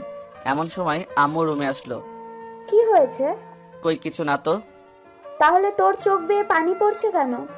ও খেয়াল করিনি, হয়তো চোখে কিছু ঢুকেছে। দরজার পাশে দাঁড়িয়ে আমি সব শুনেছি। তুই অনেক বড় হয়ে গেছিস। ছোটবেলায় তো পিঁপড়ের কামড় খেয়ে আমার কাছে এসে কান্না করতিস, আর এখন এত বড় মাপের কষ্ট লুকিয়ে আমার সাথে দিব্যি হেসে হেসে কথা বলছিস তুই। তখন আর নিজেকে আটকে রাখতে পারলাম না। আম্মুকে জড়িয়ে ধরে কান্না সুরে বললাম, মা, জান্নাতকে খুব ভালোবেসে ফেলেছি, হয়তোবা নিজের থেকেও বেশি। তো চিন্তা কিসের? তোর ফ্রেন্ডের সাথে গিয়ে উঠিয়ে নিয়ে আয়, পরে যা হবে আমি বুঝবো। তবে তোর কষ্ট দেখতে রাজি নই আমি। জান্নাত যদি জাস্ট একবার বলতো যে আমাকে ও এখনো ভালোবাসে, তাহলে জান্নাতকে আমার কাছ থেকে কেউ আলাদা করতে পারতো না। বাট ও তো এখন আমাকে সহ্যই করতে পারে না। তাই যা হবার হবে সব ভাগ্যের উপর ছেড়ে দিয়েছি। তাহলে এখন কি করবি? কিছু না, ভাগ্যে যদি থাকে তো জান্নাত ফিরে আসবে, আর না থাকলে যাক, বাদ দাও। সে তুই যা ভালো বুঝিস কর, তবে এভাবে মনমরা হয়ে বসে থাকবি না, আমার কিন্তু খারাপ লাগে। ওকে। আম্মু চলে গেলে আবার আকি ভিতরে আসতে চাইলে আমি বললাম, বাহিরে আর কেউ আছে? না। আচ্ছা, এখানে কি ইন্টারভিউ চলছে নাকি যে একের পর এক আসছো? এভাবে বলছেন কেন? আচ্ছা, চলে যাচ্ছি। না, কি বলবে বলে যাও। আজ আমি আমাদের বাসায় চলে যাচ্ছি, তাই বলতে আসছিলাম। ততক্ষণ আপনি আপনার আম্মুর সাথে কথা বললেন, তাই ভেতরে আসিনি। আখির কথা শুনে কিছুক্ষণ চুপচাপ বসে রইলাম। তারপর বললাম, আজকে কেন যেতে হবে? আসছি তো অনেক দিন হলো। বাসা থেকে আম্মু ফোন দিয়েছিল, বলল বাসায় চলে আসতে। আজ তো যেতে পারবো না। কেন পারবো না? আজ জান্নাতের বিয়ে। তাই কি? তাই কি মানে? আমি কান্না করলে আমাকে সান্ত্বনা কে দিবে শুনি? আপনি বাচ্চাদের মতো কান্না করবেন? হুম। ওকে, তাহলে আপনার কান্না দেখতে আজ না হয় থেকেই যাই, কি বলেন? থ্যাঙ্কস। চলে যাচ্ছিলাম, তাই আপনার জন্য একটা সিগারেটের প্যাকেট নিয়ে এসেছি। ভাবলাম এটা দিয়ে চলে যাব। কই দাও তাহলে। জি না, আজ তো যাওয়া হচ্ছে না, তাই কাল যাওয়ার সময় দিব। না, এখন এটা দাও, পরে না হয় আরেক প্যাকেট দিয়ে যাবে। ওকে। আকি সিগারেট দিয়ে চলে গেল। দিনটা কষ্টে কোনোভাবে কাটিয়ে নিলাম। জান্নাতকে হয়তো রাত 1টা-2টার দিকে ওদের বাসা থেকে নিয়ে যাবে বিয়ের সব কাজ সম্পন্ন করে। এখন সন্ধ্যা নেমে গিয়েছে। কষ্টটা যেন ধীরে ধীরে বেড়েই চলেছে। আজ সারাদিন আমার রুম থেকে বের হয়নি। জান্নাতকে শেষ একটি বারের জন্য দেখার জন্য মনটা পাগলের মতো ছটফট করছে। তাই দৌড়ে জান্নাতের বাসার দিকে ছুটে গেলাম। দূর থেকেই বিয়ে বাড়ির হইচই শুনতে পেলাম। বুকের বাপাসটা কষ্টে যেন অবশ হয়ে যাচ্ছে। আমি আস্তে আস্তে জান্নাতের বাসায় ঢুকলাম। বাসায় অনেক লোকজন। পরিচিত কাউকে খুঁজে পাচ্ছি না যে জান্নাতের কথা জিজ্ঞাসা করব। হঠাৎ জান্নাতের এক মেয়ে ফ্রেন্ডকে দেখতে পেলাম। ওর নাম রূপা। রূপা আমাকে দেখতেই আমার দিকে ছুটে আসলো। রূপা বলল, হুসাইন ভাইয়া, আপনি এখানে কেন? জান্নাত তো উপরে। জান্নাত উপরে? আচ্ছা, আপনি নাকি মৃত থেকে জীবিত হয়েছেন। কে বলেছে এগুলা? এলাকার সবাই জানে, আমি জানবো না? ও, কিন্তু মৃত মানুষ কখনো জীবিত হয় না। আমার রেসপন্স দুর্বল ছিল, তাই অমনটা হয়েছিল। ও আচ্ছা, এখন বুঝলাম। বাট এই সামান্য কাহিনীকে লোকেরা রচনা করে ফেলেছে। আপনি নাকি কবর থেকে উঠে এসেছেন, আরো এরকম অনেক কিছু বলেছে তারা। ওহ, বাদ দাও। আচ্ছা, আমাকে একটু জান্নাতের কাছে নিয়ে যেতে পারবে? আপনি হলেন জান্নাতের বেস্ট ফ্রেন্ড, আপনাকে আবার নিয়ে যেতে হবে কেন? আপনি তো যেতে পারেন। রূপার কথা শুনে জান্নাতের আর আমার সেই আগের মিষ্টি ফ্রেন্ডশিপের কথা মনে পড়ে গিয়েছে। কতই না সুন্দর ছিল সেসব দিনগুলো। এগুলো ভাবতে ভাবতে চোখের কোণে অনেকটা পানি জমে গিয়েছে। আমি রূপাকে বললাম, আচ্ছা তুমি যাও তাহলে। রূপা চলে গেলে আমি উপরে গেলাম। দরজার বাহির থেকে জান্নাতকে দেখতে পেলাম। জান্নাতের দিকে তাকিয়ে চোখ ফেরাতে পারছি না। জান্নাত এমনিতেই অনেক সুন্দর, তার মাঝে আজ আবার বিয়ের সাজে। কখনো পরি দেখিনি, তবে পরিদের বিষয়ে যতটুকু শুনেছি তার থেকে জান্নাত কোনো অংশে কম নয়। সেখানে আর বেশিক্ষণ থাকতে পারলাম না। দ্রুত বাসায় চলে আসলাম। নিজের উপরে এত রাগ হচ্ছিল বলে বোঝাতে পারবো না। কেন যে সেদিন জান্নাতের ভালোবাসাটা অবহেলা করেছি। সেদিন জান্নাতকে ফিরিয়ে না দিলে আজ হয়তো আমার এমন দিন দেখতে হতো না। রাগে আমার রুমের জিনিসপত্র ভাঙতে শুরু করে দেই। জিনিসপত্র ভাঙার শব্দ পেয়ে নিচ থেকে আম্মু আপু চলে আসে। আমাকে সান্ত্বনা দিয়ে তারা চলে যায়। আমাকে বলে ঘুম আসতে, তবে ঘুম আসছিল না বলে 3-4টা ঘুমের ওষুধ একবারে খেয়ে ফেলি। এখন আর বিছানায় উঠতে পারিনি। বিছানার নিচে ফ্লোরে ঘুমিয়ে পড়লাম। সকালে ঘুম থেকে উঠে অনুভব করলাম আমি বিছানাতে শুয়ে আছি। আমার কপালে কে যেন চুমু খাচ্ছে। চোখ খুলতে দেখতে পেলাম জান্নাত আমার পাশে বসে কপালে চুমু খাচ্ছে। নিজের চোখকে যেন বিশ্বাস করতে পারছি না, তাই হালকা করে আমার শরীরে চিমটি কাটলাম, এটা ভেবে যে আমি স্বপ্ন দেখছি না তো। তুই তুই এখানে কি করিস? তোর তো শ্বশুর বাড়ি থাকার কথা। রাখ তোর শ্বশুর বাড়ি। সারা রাত এভাবে তোর পাশে বসে বসে তোকে ডাকাডাকি করতেছি, তাও তোর ঘুম ভাঙাতে পারলাম না। পারবি কেমন করে? অনেকগুলা ঘুমের ওষুধ খেয়ে ঘুম দিয়েছি। এই কথা বলা মাত্রই জান্নাত আমার বুকের উপর উঠে বসে আমার গালে মিষ্টি মিষ্টি থাপ্পড় মেরে বলতে থাকে, শয়তান, তুই এগুলো খাইছিস কেন? তোর কাছ থেকেই তো শেখা এগুলি খাওয়া। আমি আগে অবশ্যই খেয়েছি, যার ফলে আমার শরীর স্বাস্থ্য মাঝখানে নষ্ট হয়ে গিয়েছিল। এখন আর খাই না, তাই আবার ঠিক হয়ে গিয়েছে। সেটা তো দেখতেই পাচ্ছি, তবে তুই এখানে কেন? তাহলে কোথায় থাকবো? শ্বশুর বাড়ি? হুম। আমার ভালোবাসা এত সস্তা মনে করিস? সস্তা না হলে বিয়ে করতে রাজি হয়েছিলি কেন? আব্বুর ফ্রেন্ডের ছেলের সাথে আমাকে জোর করে বিয়ে দিতে চেয়েছিল। আমি রাজি হয়েছি বলে আজ এখানে আসতে পেরেছি। না হলে কি? না হলে আমাকে আটকে রেখে জোর করে বিয়ে দিয়ে দিত। বুঝেছি। তবে আমাকে তো বলতে পারতি এসব কথা। বলবো কেন? তুই যে আমাকে প্রথমে অবহেলা করেছিস সেটা ভুলে গিয়েছি ভাবছিস? কিচ্ছু ভুলিনি, তাই তোকে একটু শিক্ষা দিলাম। এটা একটু শিক্ষা? আর একটু হলে তো মরেই যেতাম। ভালো। ভালো। তবে তুই এখন আমার বুকের উপর থেকে নেমে অন্য জায়গাতে বস গিয়ে। জি না, আমি তোর বুকের উপরেই বসে থাকবো। কি করবি তুই? সত্যি ব্যথা লাগতেছে, রাতে কিছু খাইনি। এমন সময় আখি রুমে আসলো। এসে বলল আমাকে আর জান্নাতকে আম্মু নিচে ডাকছে। জান্নাত আমার উপর থেকে উঠে বসে আখিকে বলল, তুমি তাহলে আখি? হুসাইনের মুখে তোমার কথা অনেক শুনেছি। যা শুনেছি তার থেকে কোনো অংশে কম নয়। অনেক সুন্দরী তুমি। কি যে বলেন আপু, আপনার সৌন্দর্যের মাঝে সকল সৌন্দর্য হার মেনে যাবে। আমি এতটাও সুন্দর না। ওকে, আমি হুসাইনের কাছ থেকে শুনেছি তুমি নাকি হুসাইনকে লাইন করো। আখি চুপ করে রইলে জান্নাত বলল, তোমাকে হুসাইনের থেকে ভালো একটা ছেলে এনে দেব। আর হুসেন কিন্তু বেশি একটা ভালো না, ওকে আমি খুব ভালোভাবেই চিনি। তবে মন থেকে ভালোবেসে ফেলেছি, কি আর করার, তাই ছুটে চলে আসলাম। ভালোই হয়েছে, আপনাকে ছাড়া উনি অনেক কষ্টে ছিল। আপনি আসাতে ওনার মুখে হাসি ফুটেছে দেখছি। আচ্ছা, আমি নিচে গেলাম, আপনারা তাড়াতাড়ি করে নিচে আইসেন। ওকে যাও, আসছি। আমি আর জান্নাত নিচে গেলাম। জান্নাত আম্মুর পায়ে সালাম করলো। আম্মু জান্নাতকে বলল, তুমি এখানে আসছো, এটা কি তোমার বাসায় জানে? না, কেউ জানে না। তাহলে তো তাদের ফোন দিয়ে জানাইতে হবে, তা না হলে তারা চিন্তায় থাকবে। না, ফোন দিয়ে না, ফোন দিলে এসে আমাকে নিয়ে যাবে। আরে সমস্যা নেই, আসছো যখন নিয়ে যেতে পারবে না। চিন্তা করো কেন, আমি তো আছি, দেখি কেমন করে নিয়ে যাই। খুব ভয় করছে, আব্বু যে রাগী। সমস্যা নেই, আমি ফোন দিচ্ছি। আম্মু জান্নাতদের বাসায় ফোন দিয়ে জানায়, জান্নাত আমাদের বাসায় তা জানালো। এরপর আম্মু আমাকে বলল, আচ্ছা তোরা গল্প কর, আমি আসছি। আমি জান্নাতকে নিয়ে উপরে চলে গেলাম। উপরে এসে জান্নাত আমাকে বলল, তুই রাতে কিছুই খাসনি? খেয়েছি তো। কি খাইছিস? এই ধরো সিগারেট, আরো নেশা জাতীয় অনেক কিছু। এসব খেয়ে কি লাভ বলতো আমাকে? জানি না। ভালো, তুই থাক, আমি নিচ থেকে আসছি। কই যাস? নিচে। আবার পালিয়ে যাবি না তো? তখন জান্নাত আমার দিকে ভ্রু কুচকে কিছুক্ষণ তাকিয়ে থেকে আমাকে ভয় দেখিয়ে নিচে চলে গেল। কিছুক্ষণ পর আমার জন্য জান্নাত নুডলস করে নিয়ে এসে আমাকে খাইয়ে দিতে শুরু করলো। আমিও মনের সুখে খাওয়া শুরু করলাম। সব নুডলস কখন যে শেষ করে ফেলেছি নিজেও জানি না। আচ্ছা, নুডলসটা কে রান্না করেছে? কে আবার? আমি। ও, খুব ভালো হয়েছে, প্লিজ আবার করে নিয়ে আসবি। ওকে, যাচ্ছি। জান্নাত আবারও নুডলস করে নিয়ে আসলো। আমি জান্নাতকে বললাম, তুমি রাতে কিছু খেয়েছো? চিন্তায় ভালো লাগে না, আবার খাওয়া? তার মানে রাতে কিছু খাওনি? না।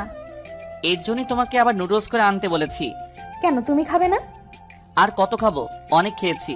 এখন তুমি হাঁ করো, আমি খাইয়ে দিচ্ছি। খাওয়া শেষ করতে জান্নাত আমার বুকের মধ্যেই টি শার্ট ও মুখ মুছে বুকে মাথা রেখে চুপচাপ বসে রইল। আমিও কিছু না বলে পাগড়িটাকে বুকে জড়িয়ে নিলাম। কিছুক্ষণ পর লক্ষ্য করলাম আমার টি শার্ট কেমন যেন ভেজা ভেজা লাগছে। জান্নাতের মাথা আমার বুকের উপর থেকে উঠাতে চাইলে জান্নাত আরো শক্ত করে আমাকে জড়িয়ে ধরলো। আমি কোনোভাবে জান্নাতের মাথা উঁচু করতেই দেখতে পেলাম জান্নাত কান্না করছে। কান্না করছো কেন? খুব ভয় করছে। কেন? কিছুক্ষণ পর যদি আব্বু এসে আমাকে নিয়ে যায়, যদি তোমাকে হারিয়ে ফেলি, তাহলে সত্যি সত্যি আমি কিন্তু সুইসাইড করব, এটা জেনে রেখো। কি সব বলছো এগুলা? পাগল হয়ে গেছো নাকি? আর ভাবলে কেমন করে আমার কাছ থেকে তোমাকে কেউ আলাদা করতে পারবে? আসতে দাও তোমার ওই টাকলা বাপটাকে। তখনই নিচ থেকে আম্মু বলল, জান্নাতকে নিয়ে আই, ওর বাবা আসছে। জান্নাত আমাকে জড়িয়ে ধরে বলল, আমি যাব না, তুমি যাও। যাবে না মানে? এখন কিন্তু কোলে উঠিয়ে নিয়ে যাব। ওকে চলো, আমার বিশ্বাস আছে তোমার উপরে। নিচে আসলাম জান্নাতকে নিয়ে, তবে জান্নাত আমার পিছনে মুখ লুকিয়ে লুকিয়ে আসতে থাকলো। নিচে যেতেই দেখি জান্নাতের বাবা সহ আরো অনেকে এসেছে। সাথে কাল যার সাথে জান্নাতের বিয়ে হওয়ার কথা ছিল সেও এসেছে, তাও আবার বিয়ের সাজে। ছেলেটার নাকি জান্নাতকে খুব পছন্দ হয়েছে, তাই কাল থেকেই জামাই সেজে ঘুরছে। জান্নাতকে পেলেই নাকি বিয়ে করে ফেলবে, যেখানে পাবে সেখানেই। কি আজব ক্যারেক্টার। যাই হোক, জান্নাতের বাবা তো রাগে আগুন, কারো কথাই তিনি শুনছেন না। ওনার এক কথা, জান্নাতকে না নিয়ে এখান থেকে যাবেই না। জান্নাতের বাবা জান্নাতকে বলছে, তুমি যদি আজ আমার সাথে না আসো তাহলে আর কখনো আমার বাসায় তোমার কোনো জায়গা হবে না। এত বড় কথা শুনেও জান্নাতের শরীরের একটা লোমও নড়ল না, মানে কোনো রিয়াক্টই করলো না। এই কথা শুনে এটার মানে একটাই, জান্নাত আমাকে প্রচুর বিশ্বাস করে ফেলছে, তার সাথে আমার উপর অনেক আস্থা রেখেছে। জানি না এই বিশ্বাসের ঠিকঠাক মূল্য দিতে পারবো কিনা, তবে আমি পুরো চেষ্টা করব যাতে জান্নাতের কখনো এটা মনে না হয় যে সে ভুল মানুষকে ভালোবাসে। জান্নাতের বাবা আরো নানা রকম ইমোশনাল কথা বলতে থাকে। একসময় বিরক্ত হয়ে গেলাম, তাই আমি জান্নাতের বাবাকে বললাম, জান্নাতের গর্ভে আমার সন্তান আছে। সত্যিটা জানাতে দেরি করে ফেলেছি, তবে আজ বলতেই হচ্ছে। এখন আপনি নিয়ে যেতে পারেন। জান্নাতের বাবা তবু জান্নাতকে নিয়ে যেতে চাইলে জান্নাতের সাথে বিয়ে হওয়ার কথা সে ছেলেটা বলল, জান্নাতকে পছন্দ করেছি ঠিক আছে, তবে অন্যের সন্তানের বাবা হতে যাব কেন? এই বলে ছেলেটা চলে গেল। তবে যাওয়ার আগে আমাকে বুকে জড়িয়ে নিয়ে বলল, ভাই অনেক বড় ধোঁকা থেকে বাঁচিয়ে দিলে, অনেক অনেক ধন্যবাদ। ছেলেটা চলে গেলে জান্নাতের বাবা জান্নাতকে বলল, হুসেনের কথা কি সত্যি? এরপর জান্নাতের বাবা আর কোনো কথা না বলে আমাদের বাসা থেকে চলে যায়। বাবা চলে যাওয়ার সাথে সাথে জান্নাত আমাকে শক্ত করে জড়িয়ে ধরলো। বুঝতে পেরেছি জান্নাত এতক্ষণ অনেক ভয় ভয়ে ছিল। আম্মু আব্বু আমাদের বিয়ে আজকে করিয়ে দিবে, হালকা অনুষ্ঠান করে বড় করে অনুষ্ঠান করবে। কিছুদিন পর জান্নাতের বাবার রাগটা মিটে গেল। এখন শুধু জান্নাতের পক্ষ থেকে জান্নাতের আম্মুই আসবে আর কেউ না, বিয়েটা অবশেষে করেই ফেললাম। আমার সাথে চোখ রাঙিয়ে কথা বলা সেই জান্নাত বিয়ের পর এখন আমার দিকে তাকাতেই লজ্জায় লাল হয়ে যাচ্ছে। সারাটা দিন অনেক ধকল গিয়েছে, সিগারেট খাওয়ার টাইম পাইনি। বিয়ের কাজ শেষ হবার পর আমি একটু ফ্রি হতে পেরেছি, তাই সুযোগটা মিস করলাম না। সিগারেটের প্যাকেটটা নিয়ে দৌড়ে ছাদে চলে গেলাম। পকেট থেকে সিগারেট বের করতে যাব, এমন সময় দেখি ছাদে আমার কিছু আত্মীয় স্বজন সন্ধ্যায় হাওয়া খাচ্ছে। তারা আমাকে দেখলেই ডাক দিয়ে নানা রকম প্রশ্ন করবে, কারণ সারাদিন আমাকে খুঁজে পাইনি। তাই শব্দ ছাড়া আবার নিচে চলে আসলাম। এখন সিগারেট খাবো কোথায় এই নিয়ে পড়ে গেলাম মহাচিন্তায়। নিচে অনেক লোক, তাই ভাবলাম বাসার বাইরে গিয়ে সিগারেট খেয়ে আসবো। তাই নিচে এসে সবার চোখের আড়ালে আড়ালে গেটের সামনে আসলাম। চোখ বুজে বাহিরের দিকে দৌড়ে লাগাবো, এমন সময় পেছন থেকে কে যেন আমার হাত টেনে ধরেছে। পেছন ফিরে দেখি পাশের বাসার বুড়া দাদা। আমি বললাম, কি হয়েছে দাদা, কিছু বলবেন? দাদা বুড়া মানুষ, তাই একটা কথা বলতে সময় নাই 3-4 মিনিট। এমনিতে সিগারেটের প্যারা, আবার কি এক জ্বালাতন রে বাবা। আমি আবারও বললাম, কি কিছু বলবেন? মেয়ে পছন্দ হয়েছে। প্রেম করে বিয়ে করেছি, জানো না? ও ও প্রেম করে বিয়ে করেছো? আচ্ছা, এখন আমি আসি। আমি চলে যেতে চাইলে উনি আমার হাত আরো শক্ত করে চেপে ধরলো। কি যেন বলবে মনে হচ্ছে, কিন্তু ওনার একটা কথা বলতেই 2 মিনিট লাগে। 2 মিনিট পর দাদা আবার বলল, কোথায় যাও? একটু বাইরে যাচ্ছি। দাদা আমার হাত ছাড়ছেই না, তবে এখন আমি সিগারেট না খেয়ে থাকতেই পারছি না। তাই আমার আশেপাশে ঘুরতে থাকা কিছু আত্মীয় স্বজনকে ডাক দিলাম। তারা বলল, কি হুসাইন? দাদা বলছে যে ওনাকে নাকি ঠিক মতো কেউ আদর যত্ন করেনি। আমার একটু বাইরে কাজ আছে, আপনারা দাদাকে ঠিকঠাক ভাবে যত্ন আত্তি করে নিয়ে আসেন। কি দাদা, লজ্জা পাওয়ার কি আছে, আসেন আমাদের সাথে। এই বলে দাদাকে ওনারা নিয়ে গেল। যাক বাবা, বাঁচা গেল। এই ভেবে গেটের বাইরে পা দিব, এমন সময় পেছন থেকে আপু বলল, কই যাস হুসাইন? এই তো একটু বাহির থেকে ঘুরে আসি। কোথাও যেতে হবে না, জান্নাত রুমে একা বসে আছি, রুমে আয়। কি আর করার, সিগারেটের অসমাপ্ত প্যারা নিয়ে রুমে প্রবেশ করলাম। রুমে গিয়ে দেখতে পেলাম জান্নাত বিছানাতে বসে আছে। আমাকে দেখেই বলে উঠল, কই গিয়েছিলে? এই তো একটু বাহিরেই। কেন? এমনি। এমনি না, নিশ্চয়ই সিগারেট খেতে গিয়েছো। ও, বুঝে ফেলেছো তাহলে? হুম। আমি তখন চুপ করে বিছানায় বসলাম। জান্নাতের কানের কাছে মুখ নিয়ে বললাম, আচ্ছা শোনা, একটা সিগারেট খেতে পারি? এত সুন্দর করে যখন ডাক দিয়েছো, তাহলে এক কাজ করো। কি কাজ? জাস্ট একটা সিগারেট খাবে, তারপর গোসল করে আমার কাছে আসবে। কেন, সিগারেট খেলে গোসল করতে হয় নাকি? হবে, কারণ সিগারেটের ঘ্রাণ আমার একদম সহ্য হয় না।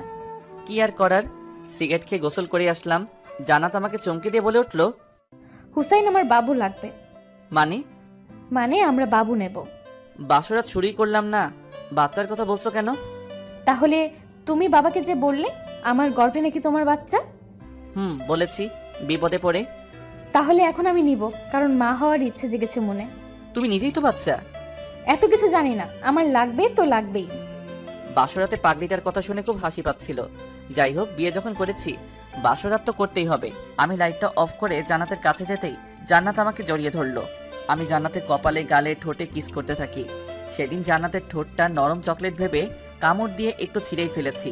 জান্নাত তো ব্যথায় চিৎকার করাতে বুঝতে পারলাম এটা কোনো চকলেট না, এটা জান্নাতের ঠোঁট। আরও অনেক কিছুই হলো, হাজব্যান্ড ওয়াইফের মাঝে যা হয় আর কি। অনেক রাত পর্যন্ত গল্প করে শেষ রাতের দিকে ঘুমিয়ে পড়ি। সকালে ঘুম থেকে উঠে দেখি জান্নাত পাশে নেই। এত সকাল সকাল কই যাবে? ঠিক তখনই আমার ফোনে একটা ফোন আসলো। রিসিভ করতেই ওপাশ থেকে বলে উঠল, কি মিস্টার হুসেইন, ঘুম কেমন হলো? জান্নাতকে খুঁজে পাচ্ছ না তো, তাই না? জান্নাতকে আর পাবেও না। বড় ঝড় আসার আগ মুহূর্তে কিন্তু সবকিছু ঠান্ডা হয়ে যায়। কাল তোমাদের বাসা থেকে ঠান্ডা ভাবে চলে এসেছি আজকের এই দিনটার জন্য। হা হা হা, তুমি আমাকে চিনো না হুসেইন। যাই হোক, পারলে জান্নাতকে খুঁজে নিও। Goodbye, see you. তার মানে এটা জান্নাতের আব্বু। এই বলে ফোনটা রেখে দিল, আমাকে কথা বলার কোনো সুযোগই দিল না। বিয়ের পর দিন বউ গায়েব।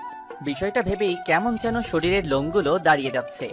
আমি দৌড়ে নিচে গেলাম, আম্মুকে বললাম, আম্মু জান্নাত কোথায়? জান্নাত তোর বাবার সাথে বাইরে গেছে। উফ মা, যেতে দিলে কেন? জান্নাতের বাবা তো আজকে ঠান্ডাভাবেই বলল যে বিয়ে তো হয়েই গেছে। যাই হোক, এখন আর আমার কোনো রাগ নাই। তবে জান্নাতের দাদু অনেক অসুস্থ, তাই জান্নাতকে কিছুক্ষণের জন্য তাদের বাসায় নিয়ে যাবে। সমস্যা নেই, কিছুক্ষণ পর আবার দিয়ে যাবে। আমাকে না বলে কেন গেল? জান্নাত তোর সাথে দেখা করার জন্য বারবার উপরে আসতে চাইছিল, তবে জান্নাতের বাবা বলল হুসাইন তো এখনো ঘুমোচ্ছে, ঘুম ভাঙার আগেই জান্নাতকে দিয়ে যাবে। আমি মাথায় হাত দিয়ে ফ্লোরে বসে পড়লাম। এত বড় প্রতারণা আমার সাথে হবে স্বপ্নেও কখনো ভাবিনি। চিন্তা করিস না, একটু পরেই দিয়ে যাবে। আর কখনো দিয়ে যাবে না, একেবারেই নিয়ে গিয়েছে। কি বলিস এইগুলা? আমি আর কিছু ভাবতে পারছি না। আম্মুও চুপ হয়ে গিয়েছে। বাইকটা বের করলাম, সাথে অনেক কিছু নিয়ে গেলাম, হকি স্টিক, সাথে আরো কিছু জিনিস যেগুলোর নাম বলা যাবে না। বেরিয়ে পড়লাম জান্নাতদের বাসার উদ্দেশ্য নিয়ে। আর জান্নাতকে নিয়ে আসার সময় যে আমাকে বাধা দিবে, সোজা কথায় তাকে লাশ করে ফেলবো, সে জান্নাতের বাবা হোক বা অন্য কেউ। কারণ এত কাহিনী আর ভালো লাগছে না। জান্নাতের বাসায় এসে দেখি দরজাতে তালা ঝুলানো। আমি জান্নাতের বাবাকে ফোন দিলাম। ফোন দিতেই রিসিভ করে হ্যালো বলল। কই তুই? তোদের বাসায় তালা ঝুলানো কেন? কি সুন্দরী মেয়ে জন্ম দিছ বলে এত ভাব? এখন শুধু তোর সুন্দরী মেয়ে না, জান্নাত এখন আমার সুন্দরী বউ। জান্নাতের বাবা নিশ্চুপ। আবার আমি বললাম, কত বড় কলিজা থাকলে আমার কাছ থেকে বিয়ের পর দিন জান্নাতকে নিয়ে চলে গেলি? সাহস থাকলে সামনে আয়, আমি তোদের বাসার সামনে। বাবা, আমি এক গ্লাস পানি খেয়ে এসে কথা বলি। আচ্ছা বাবা, শ্বশুরের সাথে কেউ এমন আচরণ করে? তাহলে কেমন আচরণ করব? সম্মান দিয়ে কথা বলবো, তাই না? তাছাড়া কি? আমি বয়স দেখে সম্মান দেই না, চরিত্র দেখে সম্মান দেই। বিয়ের পর জান্নাতকে আমার কাছ থেকে আলাদা করে এখন সম্মান ভিক্ষা চাওয়া হচ্ছে। জামাই আমার পুরাই আগুন। ভালোভাবে বলছি, জান্নাত এখন কই আছে? ঠিকানাটা দেন, আমি গিয়ে নিয়ে আসছি। বলবো না, যা করার করো। ওকে। এই বলে ফোনটা রেখে দিলাম। কি করব বুঝতে না পেরে রাগের মাথায় বাইক থেকে হকি স্টিকটা বের করে জান্নাতদের বাসার জানালার গ্লাসগুলো ভাঙতে শুরু করে দিলাম। সেখান থেকে একটা কাচের টুকরো আমার হাতে ঢুকে যায়, সাথে সাথে অনেক রক্ত বের হতে শুরু করে দেয়। এই অবস্থায় বাইক চালাতে পারবো না, তাই এক ফ্রেন্ডকে ফোন দিলাম। এরপর ও আমাকে হসপিটালে নিয়ে গিয়ে হাতের ভিতর থেকে কাচের টুকরো বের করে, আরও ট্রিটমেন্ট করে। অনেক হয়েছে, এবার চল তোকে বাসায় নামিয়ে দিয়ে আসি। জান্নাতকে না নিয়ে আমি বাসায় যেতে পারবো না। তাহলে এখন কি করবি? আচ্ছা, ওই টাকলার বাচ্চা মানে জান্নাতের বাবা কোথায় চাকরি করে জানিস? চিনি তো। চল তাহলে ওনার অফিসে গিয়েই খোঁজ নেই, যদি কোনো তথ্য পাওয়া যায়। তো যেই কথা সেই কাজ, ও আর আমি মিলে চলে গেলাম। জান্নাতের বাবার অফিসে থেকে কোনো তথ্যই পেলাম না। তারা জানায় উনি নাকি 2 দিন হলো অফিসে আসছেন না। কি আর করার, এক আকাশ পরিমাণ ডিপ্রেশন মাথায় নিয়ে বাসায় ফিরলাম। বাসায় ঢুকতেই আমার চোখ কপালে উঠে গেল, কেননা দরজাতে নক করতেই জান্নাত দরজা খুলে দিল। আমি তো পুরো অবাক, এক দৃষ্টিতে জান্নাতের দিকে তাকিয়ে রইলাম। ভিতরে আসো। আমি ভিতরে যেতেই দেখি, ও মা, জান্নাতের বাবা মা সহ জান্নাতের আরো কিছু কাজিন আমাদের বাসায় আমারই রুমে বসে আড্ডা দিচ্ছে। অথচ জান্নাতকে আমি সারা শহর খুঁজে বেড়াচ্ছি। আমাকে দেখেই আম্মু বলে উঠল, বলছিলাম না জান্নাতকে একটু পরেই দিয়ে যাবে। আমি কিছু বললাম না, কারণ রাগের মাথায় জান্নাতের বাবার সাথে অনেক খারাপ আচরণ করে ফেলেছি। খারাপ ভাষায় গালিগালাজও করেছি। ভেবেছিলাম জান্নাতের বাবা হয়তো শয়তান টাইপের মানুষ, তবে এখন বুঝতে পারলাম উনিও আমার বাবার মতোই সহজ সরল। এখন জান্নাতের বাবার কাছে ক্ষমা চাইতে হবে, কিন্তু কিভাবে সেটা বুঝতেছি না। কেউ কিছু বোঝার আগেই আমি জান্নাতের বাবার কাছে গিয়ে মাথাটা নিচের দিকে ঝুঁকিয়ে বললাম, আমার ভুল হয়েছে, আপনি মজা করেছেন আর আমি এটা সত্যি ভেবেছি। কারণ হলো আমাদের বিয়েটা আপনার ইচ্ছার বিরুদ্ধে হয়েছে, তাই ভেবেছি সত্যি সত্যি আপনি জান্নাতকে নিয়ে গিয়েছেন। বিয়ের পরদিন এমন কিছু হবে কল্পনাও করতে পারিনি, তাই রাগের মাথায় আপনাকে অনেক কথা শুনিয়েছি। প্লিজ আমাকে আপনার ছেলে ভেবে মাফ করে দেন। জান্নাতের বাবা তখন উঠে দাঁড়িয়ে আমার কাঁধে হাত রেখে বলল, তোমার কোনো ভুল হয়নি, ভুল তো আমার হয়েছে। জান্নাতের কথাই কাজ করে। জান্নাতকে ওর দাদু দেখতে চেয়েছিল বলে বাসায় নিয়ে এসেছি। তুমি ঘুমিয়েছিলে তাই আর বিরক্ত করিনি। ভেবেছি তুমি ঘুম থেকে ওঠার আগে জান্নাতকে রেখে যাব, কিন্তু জান্নাত বলল তোমাকে ফোন দিয়ে ওসব কথা বলে পরীক্ষা নিতে চেয়েছিল। বিশ্বাস করো, জান্নাত লিখে দিয়েছিল আর আমি ওগুলো পড়ে পড়ে বলেছি। আমি মনে মনে ভাবলাম জান্নাতের কাছে শয়তানও হার মেনে যাবে, এটা তো সামান্য বিষয়। ও আচ্ছা, তাহলে পরীক্ষা নিয়ে কি বুঝলেন? আমি কি পরীক্ষায় পাশ করতে পেরেছি? পাস না, তুমি 100তে 100 পেয়েছো। জানোই জান্নাত ছাড়া আমার আর কোনো ছেলে মেয়ে নেই। ছোটবেলা থেকেই জান্নাতের সব ইচ্ছা পূরণ করেছি।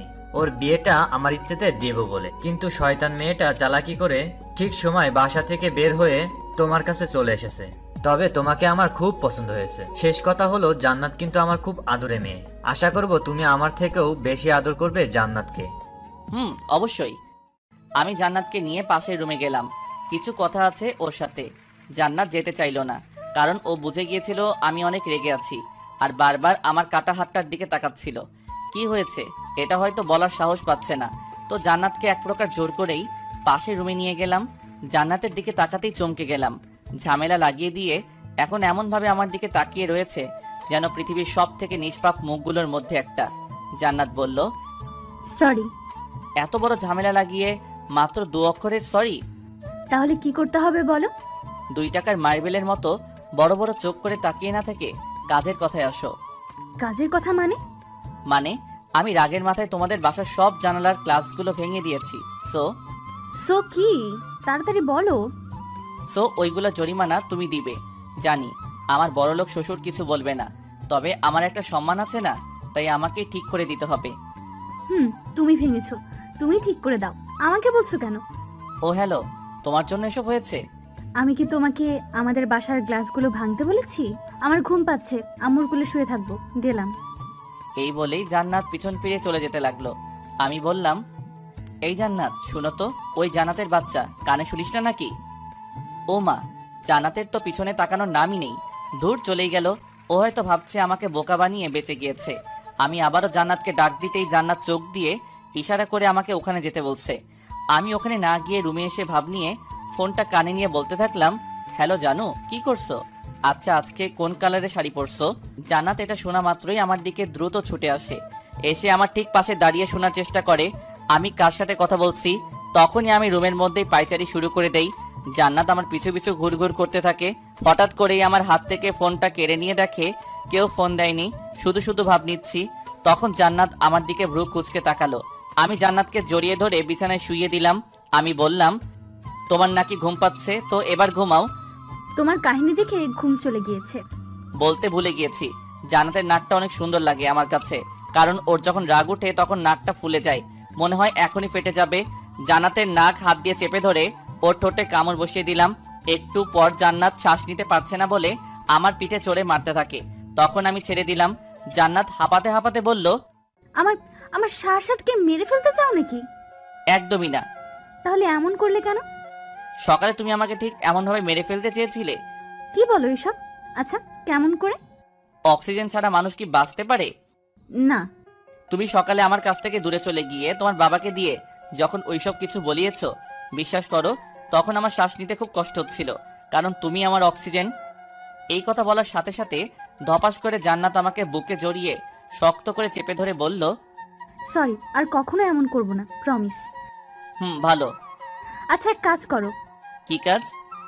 আবারও আগের মতো আমার ঠোঁটে কামড় দিয়ে শ্বাসকে মেরে ফেলো। আবারও কিস খাওয়ার ধান্দা? খুব চালাক তাই না? কিন্তু আগের বার শুধু উদাহরণ দিতে কিস করেছি, সো আর দিতে পারবো না। এখন কিস দিবি না? ওই তুই করে বলবি না। কি করবি তুই? 100 বার বলবো তুই তুই তুই। মাত্র 4 বার হয়েছে, আরো 97 বার বল। এমন সময় পাশের রুম থেকে জান্নাতের বাবার ডাক শুনতে পেলাম। জান্নাতের বাবা বলল, আজকে তাহলে আসি, কিছুদিন পর তোমাদের বিয়ের জন্য বড় করে অনুষ্ঠান পালন করব। ওকে। তবে অনেক চিন্তা হচ্ছিল, কারণ তারা তো বাসায় যেতেই দেখতে পারবে তাদের বাসার জানালার সব গ্লাস ভাঙা। সে যাই হোক, পরে দেখা যাবে। এর আগে এক ফ্রেন্ড কিছুক্ষণ আগে ফোন দিয়ে আমাকে বাইক নিয়ে যেতে বলল, বিপদে পড়ছে বলল, তাই বাইক নিয়ে বেরিয়ে পড়লাম। ফ্রেন্ড তৌফিকের কাছে যেতেই তৌফিক বলল আজকে নাকি ওর জিএফ এর বার্থডে, তাই আমাকে সাথে নিয়ে জিএফ এর সাথে দেখা করতে যাবে। আমি আর তৌফিক গেলাম। যেতেই দেখতে পেলাম তৌফিকের জিএফ সহ আরো অনেক মেয়ের উপস্থিতি। আমি তৌফিককে বললাম, তুই দেখা কর, আমি এখানেই বাইকেই বসে থাকি। কিন্তু তৌফিক আমাকে নিয়েই গেল। দেখা করার এক পর্যায়ে তৌফিকের দরকারি একটা ফোন আসে, তাই তৌফিক তাড়াহুড়ো করে সেখান থেকে চলে যায়। যাওয়ার আগে আমাকে বলল যে ওর জিএফকে বাসায় নামিয়ে দিয়ে আসতে। আমি তৌফিকের জিএফকে বললাম, আপনি নিশ্চয়ই আমার সাথে যাবেন না? তাহলে আমি আসছি, আপনি এখান থেকে সোজা চলে যান। জি না, আপনি আমাকে নামিয়ে দিয়ে আসবেন। তো কি আর করার। তবে রাস্তায় উনি বলল ওনার এক ফ্রেন্ড নাকি আমাকে পছন্দ করেছে। পছন্দ করতেই পারে, এতে এমন কি হয়েছে? যদি বলি ভালোবেসে বিয়ে করেছি, এটা তৌফিক আপনাকে বলেনি? জানি। তাই কি হয়েছে? বউ থাকবে ঘরে আর জিএফ থাকবে বাইরে, সিম্পল। আমি এই কথা শুনেই বাইকটা থামিয়ে তৌফিকের জিএফকে বললাম, বাইক থেকে নামেন। কেন, কি হলো আবার? নামতে বলেছি, নামেন। তৌফিকের জিএফকে মাঝ রাস্তায় নামিয়ে দিয়ে বাসায় চলে আসলাম, কারণ তার কথা আমার ভালো লাগেনি। এসব টাইপের ছেলে মেয়েদের জন্য বিবাহিত অনেক সংসারের শান্তি নষ্ট হয়ে যায়। ভালো লাগতে পারে অনেকজনকে, এটা ঠিক আছে, তবে ভালোবাসতে হয় একজনকেই। বাসায় আসতেই প্রথমে জান্নাতের কাছে বসলাম, তবে আমি ওর কাছে বসাতেই ও আমার থেকে দূরে চলে যায়। কি হয়েছে, এমন করলে কেন? কার সাথে দেখা করে আসছো, সত্যি করে বলো। আমি সবকিছু খুলে বললাম, কারণ জান্নাত আমার শরীরে অন্য কারো ঘ্রাণ পেয়েছে হয়তো। কি তীক্ষ্ণ ঘ্রাণ শক্তি, সত্যি অসাধারণ। আচ্ছা যাও গোসল করে আসো আগে, এরপর একটা কথা বলবো। কি কথা, এখনই বলো। না, আগে গোসল করে এসো। তোমার শরীরের মধ্যে অন্য মেয়েদের পারফিউমের ঘ্রাণ বের হচ্ছে, যেটা আমার সহ্য হচ্ছে না। এখন বেশি বুঝলে লাথি মেরে বিছানা থেকে ফেলে দিব। একে তো মেয়ের সাথে দেখা করে আসছো, আবার আমার মুখে মুখে কথা। যাও গোসল করে আসো। আমি আর কিছু বললাম না, চুপচাপ গোসলে চলে গেলাম। বলতে পারেন জান্নাতের কথায় কিছুটা ভয় পেয়েছি। জান্নাত মেয়ে হলে কি হবে, ওর কিল ঘুষি লাথির যে একটা হিট আমি আগেও ফ্রেন্ড থাকাকালীন খেয়েছি, এখনো মনে পড়ে সেই কথা। তাই আর কথা না বাড়িয়ে গোসলে চলে গেলাম। গোসল করে বের হতেই দেখি জান্নাত আমার জন্য তোয়ালে নিয়ে দাঁড়িয়ে রয়েছে। আমি তোয়ালে দিয়ে গাটা না মুছে জান্নাতের শাড়ির আঁচল দিয়েই গা মোছা শুরু করে দিলাম। আই কি করছো, ভিজে যাচ্ছি তো। আচ্ছা দাঁড়াও, আমি মুছে দিচ্ছি। ফ্রেশ হয়ে একটা সিগারেট জ্বালিয়ে খাওয়া শুরু করলাম। আপনারা ভাবছেন আমার সাহস বেড়ে গেছে তাই জান্নাতের সামনে সিগারেট খাচ্ছি, মোটেও না। জান্নাত আমাকে সারাদিনে একটা আর রাতে একটা সিগারেট খাওয়ার অনুমতি দিয়েছে। সে আমি যেখানে সেখানে খেতে পারি, তাই আমি সিগারেট খেয়ে জান্নাতের মুখের উপর ধোয়া ছাড়ছি। জান্নাতের তো রাগে নাকটা ফুলে ফেটে যাচ্ছে। সিগারেট খেয়ে বিছানায় ধপাস করে শুয়ে পড়লাম। তুমি কি যেন বলতে চেয়েছিলে, এখন বলো। না থাক, বলবো না। কেন, আবার কি হলো? আমার কোনো কথাই তো তুমি সিরিয়াসলি ভাবে নাও না। এখন সিরিয়াস ভাবে নিব, বলো তুমি। আমার বাবু লাগবে। উফ, আবার শুরু করে দিছো। কেন? ওকে, সব হবে, আগে আমাদের বিয়ের অনুষ্ঠানটা শেষ হোক। আমার এটা ভেবেই খুশি খুশি লাগতেছে যে জান্নাতকে 2বার বিয়ের সাজে দেখব। বাপরে বাপ, জান্নাত বউ সাজলে যা লাগে, কোনো প্রকার নেশা ছাড়াই মাতাল মাতাল লাগে। আচ্ছা তুমি কি কখনো ভাবছো আমি তোমার বউ হব? তোর স্বভাব তো ছেলেদের মতো ছিল, তাই কখনো বউ কি তুই যে জিএফ হবি এটা কখনো ভাবিনি। শয়তান কোথাকার, আমার স্বভাব ছেলেদের মতো কখন ছিল? ছেলেদের মতো হাতা কুচিয়ে শার্ট পরতি, টি শার্ট সাথে প্যান্টও পরতি। আরো কিছু বলবো? না থাক, কিছু বলতে হবে না। কেন হবে না, বলি না। আচ্ছা এখন তো তোর বউ, আর অন্য সব মেয়েদের মতো সবসময় শাড়ি পরিয়ে আর সংসারীও হয়ে গেছি, বুঝিস না? সব ঠিক আছে, তবে আবার সংসারী কবে হলে? আমি নিজেই তো সংসার কি জিনিস বুঝি না। তোর বুঝতেও হবে না। এখন নিচে যে আম্মুর কাজে সাহায্য করো, না হয় আমার সাথে চুপচাপ শুয়ে থাকো, দুষ্টামি করতে পারবা না। আম্মুর কাজ শেষ করেই আসছি, এখন তোমার সাথে ঘুমাবো। জান্নাত আমার পাশে শুয়ে আমার উপরে ওর পা তুলে দিল। আমি কিছু বললাম না, কারণ রাতে তো ওর উপরেই আমি শুয়ে থাকি। ও তো জাস্ট পা তুলে দিছে, আমি ঘুমিয়ে পড়লাম। তবে কিছুক্ষণ পর লক্ষ্য করলাম, ও মা, জান্নাতের পুরো বডি আমার উপরে দিয়ে আমার বুকে মাথা রেখে মজা করে ঘুমাচ্ছে। ভালোই লাগছিল, একটু চিকনা মেয়ে তো, তাই মনে হচ্ছিল না কেউ আমার উপরে আছে। তো দেখতে দেখতে মাঝে কিছুদিন চলে যায়। কাল আমাদের বিয়ের অনুষ্ঠান, কিন্তু এখনো পর্যন্ত জান্নাতকে কোনো শপিং করে দেইনি। জান্নাতও কখনো বলেনি। আমি জান্নাতকে বললাম, চলো তোমাকে শপিং করিয়ে দিয়ে বাসায় দিয়ে আসি, কাল আমি যে সেখান থেকে তোমাকে নিয়ে আসবো। শপিং করা লাগবে না, আমার অনেক কাপড় আছে। তো কি হয়েছে, চলো তো। জান্নাতকে নিয়ে শপিং করতে গেলাম, তবে জান্নাতের কোনো কাপড়ই পছন্দ হচ্ছিল না। আমি জান্নাতের জন্য কিছু শপিং করেছি, আমার নিজের পছন্দের, কিছু বলতে অনেকগুলো, কারণ যা দেখি সব ভালো লাগে। সব কাপড়ে জান্নাতকে সুন্দর দেখায়। জান্নাত আমার জন্য কিছু জিনিস নিয়েছে, তবে ও ওর নিজের জন্য কিছুই নেয়নি। ও আমাকে বলে ওর নাকি কিছুই পছন্দ হচ্ছে না। আমি ওর জন্য যেগুলো কিনেছি ওগুলা ছাড়া। সেদিনের মতো শপিং শেষ করে জান্নাতকে তার বাড়িতে রেখে আসলাম। রেখে আসার সময় জান্নাত অনেক কান্না করছিল। বলে কিনা আমার সাথে থাকতে থাকতে আমার প্রতি আসক্ত হয়ে গিয়েছে। আমাকে ছাড়া একটা রাত থাকা নাকি জান্নাতের কাছে 1 মাসের সমতুল্য। জান্নাতকে অনেক বুঝিয়ে রেখে আসলাম, তবে ওর শর্ত ছিল সারা রাত আমার সাথে ফোনে কথা বলবে। বাসায় এসে ভাবলাম, জীবনে অনেক বিয়ে দেখেছি যারা বিয়ের সময় বউকে প্রাইভেট কারে এমনভাবে নিয়ে আসে যেন কিডন্যাপ করে নিয়ে আসছে। তবে আমার চিন্তাভাবনা অন্যরকম। বউকে নিয়ে আসবো বাইকে করে, বউয়ের থাকবে খোলা চুল, যাতে আমি বাইক চালানোর সময় তার চুল বাতাসে উড়ে উড়ে আমার মুখে হালকা করে আছড়ে পড়ে। হ্যাঁ, প্রাইভেট কার থাকবে ঠিক আছে, তবে আমার বাইকের পিছনে। জান্নাতদের বাসায় আমি বাইক নিয়ে ঢুকলাম। আমার ফ্যাশন দেখে সেখানে থাকা মেয়েগুলো হা করে তাকিয়ে রইল। আমার পিছন পিছন অনেকগুলো প্রাইভেট কার ঢুকলো, সবগুলো সাদা গাড়ি। আব্বুকে বলে ছিলাম গাড়ি যেন এক রঙের হয়। এমন সময় দেখতে পেলাম জান্নাত দৌড়ে আমার দিকে আসছে। এসে সবাইকে চমকে দিয়ে আমাকে জড়িয়ে ধরলো। এই কি করছো? ছাড়ো প্লিজ, সবাই দেখছে তো। দেখুক হিংসুটেরা। আমার কি, তুমি তো কাল রাতে কথা বলতে বলতে ঘুমিয়ে পড়েছিলে, তাই সারা রাত ঘুমাতে পারিনি। সারাক্ষণ শুধু তোমার কথা ভেবেছি। সরি। বিয়ের অনুষ্ঠান ভালোভাবে সম্পন্ন হলো। সো আমার ছোটবেলা থেকে যে ইচ্ছেটা ছিল বউকে বাইকে করে নিয়ে আসবো, আজ সেটা সফল হলো। জান্নাতকে বউ হিসেবে পেয়ে সত্যি আমি অনেক খুশি। তবে জান্নাত আমায় পেয়ে আমার থেকেও বেশি খুশি হয়েছে।